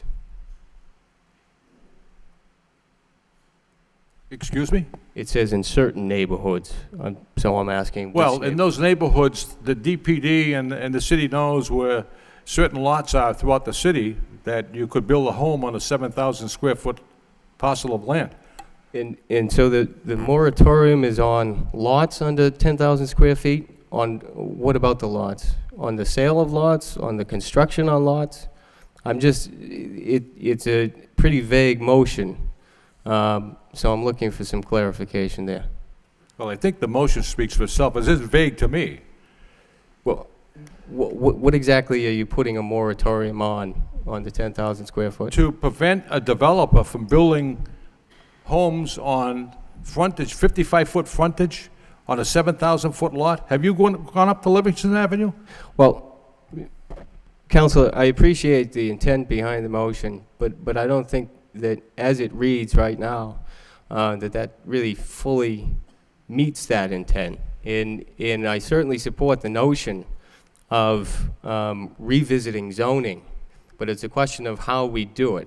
Councilor Broderick had mentioned the last time that this came up that we might take this neighborhood by neighborhood, and I think that makes some sense. I think that we also really ought to pursue this idea of crowdsourcing, that we tap into the people that live in those neighborhoods, not only to, as Councilor Mendonça says, make sure that those people are fully behind any kind of change to the zoning, but that we really are able to get at those problem properties or those potential issues that really the planning department, any one person or any one department really can't fully account for. You know, Adam Bakey mentioned during our last discussion about this that you know, the zoning process, redoing our zoning is a very long process, and there will always be some kinds of exceptions like this that are overlooked. But to redo it is going to take quite a bit of time, and so we really ought to look at tapping into the residents themselves in those neighborhoods to identify those potential issues, because we'll be better able to, I think, find them. But I think the intent behind this motion, while good, is not met by the actual how it reads, because we have all kinds of we have all kinds of zones throughout this city that are far below 10,000 square feet. And to impose a moratorium right now, especially when the summer is starting and building is happening, does not make sense. I think it is an overreaction to something that is clearly an issue. But I don't think that it is really meeting the intent of the maker of the motion. Thank you. Councilor Broderick? Thank you, Mr. Mayor. I don't know if it would be best served to separate. It seems like we could almost take two votes here, one on the zoning subcommittee. I think that we talked about that last time. It's trying to do that as soon as we can. And I know I made the suggestion, I think others did, that maybe we start with this particular zone throughout the city that seems to be more vulnerable. But I think the concept of a moratorium saying let's stop everything so that no harm and no further harm is done could be more harmful. I think we're going to put a number of people out of work, number one, in the summertime. Now I'm not outweighing that more heavily than someone's neighborhood, but I think that we can address better if we take our time and come at these on a neighborhood by neighborhood basis or zone by zone basis, involve the neighborhood groups and get more feedback. And to just say there'll be no development in Back Central or in the Acre because we can't have it in the Highlands, I don't think is necessarily the right thing to do. We put the historic district, we're putting the historic district in place to protect this neighborhood further. I think that there's got to be a better way than saying none at all under 10,000 square feet. I don't know how many lots we have over 10,000 square feet in Lowell, but I think this could have a severely depressing and not necessarily fair outcome. I understand the intent, and I think we ought to talk about ideas. Maybe we ask Adam Bakey, but other ideas of how we could maybe protect the neighborhoods further in the interim. But I think that a full-blown moratorium, in this type of issue is not necessary or wouldn't be beneficial. Thank you. Councilor Mercia? Mr. Mayor, could I take my motion out of order? Because it's similar to the Councilor Caulfield's. It's just read a little bit differently. Maybe. Well, we haven't acted on this one. We can take it up. Yep. Do you want to take it up at the same time? I mean, they're zoning related.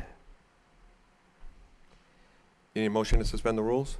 We need a motion to suspend the rules by Councilor Broderick, seconded by Councilor Martin, to suspend the rules to take up Councilor Mercia's motion while we're discussing Council Caulfield's motion, and that motion reads, City Council requests the city manager have the proper department set more structured policy on TSF zones citywide that would allow for new construction to conform to the character of a neighborhood and, if necessary, increase the required frontage and square footage where applicable.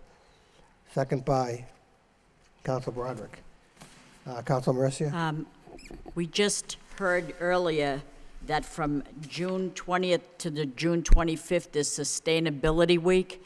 And having said that, it's not about just green buildings, it's about a platform for discussion to better incorporate principles and practices, to update a plan that is also would be what's good in the lives of our residents. And I think this motion kind of conforms to that. I'm not saying to,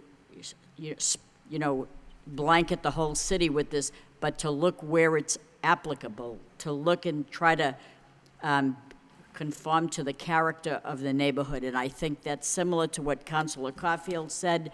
I'm not asking for a moratorium on building, because that can be defined in such a way that if someone wants to build a deck, that's still building construction to some degree. So I thought this might be appropriate, and I'm asking the manager to have the proper department, which would be the planning department, to do a little as they see fit.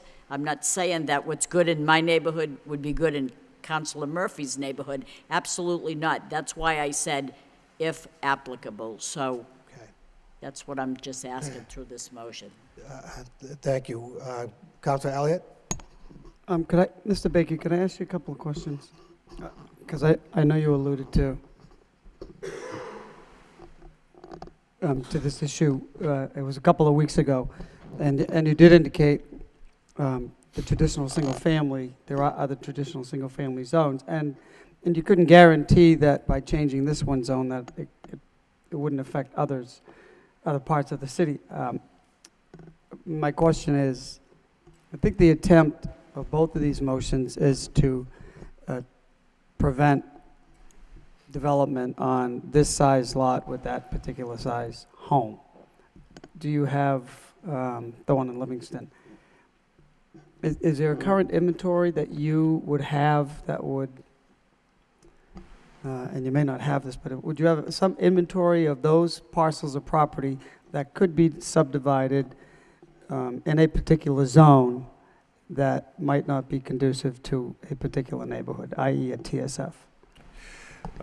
Well, what we are already beginning the process of is using the city's GIS, Geographic Information Systems database. We are actually developing a list of all of the properties in the city that have the characteristics that are essentially large enough for the zoning districts that they're in to potentially subdivide. And you can do that to a point fairly quickly on purely a numbers basis, most easily done by looking at square footage. And frankly, I already have a list now, an Excel spreadsheet of all the ones that meet that by square footage.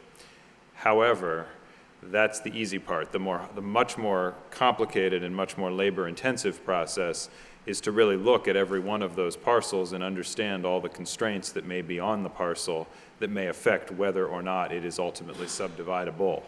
And that is actually the project that we'd indicated, I think, in a response to a motion, I think it was prior to the last meeting, where we would actually be undertaking that effort this summer, simultaneous with the master plan process, where we're actually doing a lot of public engagement to really get a good understanding of the community sentiment about development issues, these and others, and that we hope we'd be able to then come back to the council with some recommendations about what appear to be the issues, both in terms of community sentiment and also in terms of geography of, these are the areas, these are the zoning districts where there's a fair amount of attention, these are the neighborhoods where there's some potential for this sort of thing.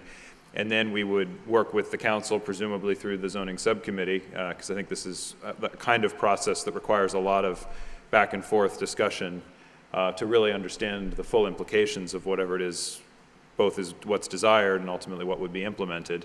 And then we would presumably from there be implementing some changes that would address what was ultimately the consensus about what the core issues are. But again, we've already begun the process of trying to do some of the base information, data collection to really understand what is possible at the moment.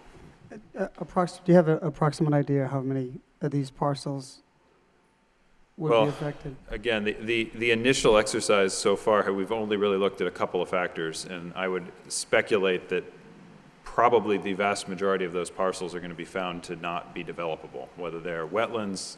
I know the list I have that I got just generated through the GIS includes a number of parcels that are in the state forest, parcels that are owned by the city and have schools on them and various other things that, yeah, there is the possibility that someday long in the future that could be subdivided, but I don't think that's really the parcels in question. So that's why we really have to do this much more developed parcel by parcel analysis to really be able to understand the answer to that question you're asking right now. I'm wondering if we could suggest that both of these motions be referred to the manager and then the subcommittee convene once we have some information and how to proceed on both of these. I don't know if the makers of the motion. Again, Council Mercy's motion does request that it go to the city manager. Council Caulfield's motion is asking for a subcommittee meeting be convened and then a moratorium. I don't know if the maker of the motion is comfortable sending it to the city manager and at the same time convene a subcommittee meeting. The purpose of my motion was to offer some protection for certain neighborhoods in the city. And first of all, the motion being referred to the manager, the manager doesn't tell the zoning subcommittee when to convene a meeting. That's up to them. That's one of the parts of the motion. And the motion states under 10,000 square feet. Under 10,000. I'm concerned about the 7,000 square foot lots, like on Livingston Avenue, and I know that the developers out there who would blink an eye and start building. They probably already have subdivisions already in place. So if you want to send that portion to the manager, fine. But the other portion of the motion, that's up to the subcommittee on zoning. They should convene a meeting as soon as possible to get the ball rolling. Will you finish, Councilor Elliott? No, I realize that the manager doesn't tell the subcommittee what to do. I'm just trying to bring some cohesiveness to what we're all trying to accomplish. And I understand, the subcommittee can meet, but we can't meet if there's no direction or there's no information, there's no understanding of what we have to correct. And I think we all agree we don't want developments of this nature any longer. And the best way to do it is to find out where they are and how do we change the zoning. And I think the planning development is underway. Thank you. Councilor Broderick. Thank you. I'm the chair of the zoning subcommittee, and I'll schedule a meeting as soon as, through you, Mr. Mayor, the manager, or Adam Bakey inform me that we have some material to go on. But it's for clarification purposes on the motion regarding the moratorium. If it goes to the manager, I think we need to know, what is the moratorium on any building permit? No. It's just new construction? Is it on rehab? I mean, subdivisions, I think it has to be more specific, because I think Council Murphy's point was, Building lots under 10,000 square feet, that means building a home. new construction. Right. But you do have lots in the city that are under 10,000 square feet that you can build a home on. You can build a home on. So, I mean, I can think of a couple right now that the foundation is in, but they haven't gotten their building permit. If this should pass, they're not going to be able to get their building permit. The foundation's already in. Well, I would imagine, Mr. Mayor, anything that's already in a process is grandfathered in. And I do have a question. The neighborhood on Livingston Avenue, and the city can play a large role here. The city engineer approved this subdivision last November. Is it true that the neighborhood had 24 days to appeal that? Mr. Manager? The statute speaks to appeal rights, but I think as we've pointed out here, it's mostly pertains to the ability of the petitioner to appeal. That's what the appeal right is really intended for, so that because it either meets or it doesn't meet, and they can challenge, they could challenge, if the city engineer were to say, no, it doesn't meet the requirement, then they could come forward and challenge that. That's really what the intention of that language in the statute is. I don't want to belabor the issue, Mr. Mayor, but I honestly, personally feel that should have never been approved. You have 45 feet in the back and a manufactured 55 feet in the front. It's absolutely a crime that's been committed here against that neighborhood. It's ridiculous. Well, getting back to the motions, how do you want to do, Council Murphy? Thank you, Mr. Mayor. I did want to address something because there was an implication made that I somehow didn't care about the Livingston Ave project. Obviously, I do. I think these issues are separate, though. There is nothing inherently wrong with a traditional single-family zone. So looking at changing the zone itself isn't going to achieve anything. The problem here was that the house itself was in the traditional single-family zone, and the zoning wasn't what people in the neighborhood wanted. I have a serious problem with approving this motion as it's currently scribbled to put a moratorium on all building 10,000 square feet or less. That has far-reaching that has under 10,000 Counselor, square feet. that has far-reaching consequences of which I think the counselor is unaware. Thank you. Council Martin, did you have your hand up? Yeah, I think we should just vote this. I don't support a moratorium. I'm in favor of Councilor Mercia's motion. I'm in favor of me having meetings with the subcommittee. I know we need to take a look at where this could be improved, but a moratorium is an overreaction, and it is going to have far-reaching consequences, and I think it's an irresponsible thing for us to do. So, Councilman Donza. I'd have to agree that the moratorium doesn't do anything for Livingston Ave. I mean, we're past that already. We can't necessarily stop that. But what we're doing is going to have unintended consequences on many, many other parcels, many of which there probably may not be any objection to. So although I am concerned about what happened on Livingston Ave, and we do want to relook at our zoning and make sure it's proper, I think that the moratorium may go too far.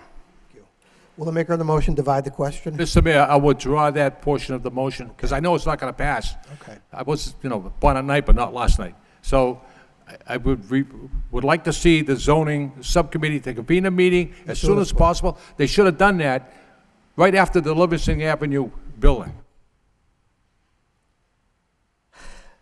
On the motion as amended, request the City Council zoning subcommittee convene a meeting as soon as possible to address zoning bylaws in certain neighborhoods in the city. Councilor Broderick. Could I just address that? We did talk about having a subcommittee meeting, and the discussion was also pertaining to actually getting meaningful input in coming back to a discussion point where we can actually do this constructively and not in a knee-jerk fashion, such as banning all construction in the city or building. So we will have one. It's going to take quite some time. As Mr. Bakey already informed us, they're going through the GIS system, and they're identifying the parcels, and they're identifying the neighborhoods. The next step, I assume, would be to reach out to the neighborhood groups to get input and make sure this is what people really want before we start changing what they can do on their property. So I don't know if the council actually meant that we should have already had a meeting, or if he's frustrated because, the motion wasn't appropriate. Thank you. Thank you. Any further discussion on the motion as amended? All those in favor signify by saying aye. Opposed to vote. Going back to Councilor Rita Mercia's motion to have the proper department set up a more structured policy in the TSF zone. Any further discussion? All those in favor signify by saying aye. Opposed to vote. The clerk has informed me that we need to suspend Council Rule Number 5 to allow the meeting to go beyond 10 p.m. Motion by Councilor Mendonça, seconded by Councilor Mercia. Councilor Mendonça. Just so we can plan ahead, we have a lot of departments head that are just waiting for a budget to reconvene. And are we planning to return from recess, or are we just going to finish the council budget? Good question. It's up to the will of the council.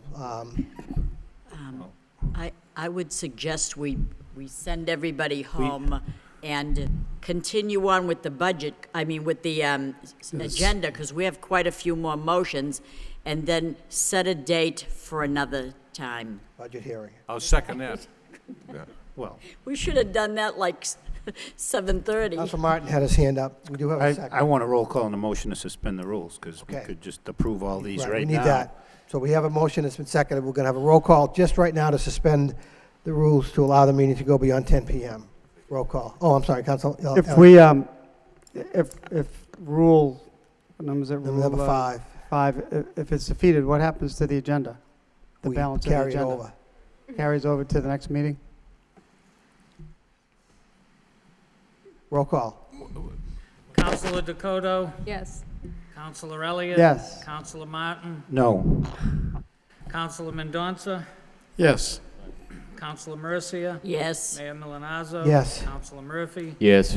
Counselor Broderick, Yes. No, Caulfield, no. 7 yeas, 2 nays, the motion What's passes. that? Oh, is that right? 2 votes, so we don't go past 10 o'clock. Okay, the other items will be carried over to the next meeting. It is, it's true. Do we need a motion to adjourn? So we need a motion, What motion about to the adjourn. motions? Pardon me? Okay, okay. You voted? Oh, That's fine. point of Fine with point of me. clarification, Mayor. We recessed from the budget hearing, so we have to go back into the budget hearing and then Adjourn from there.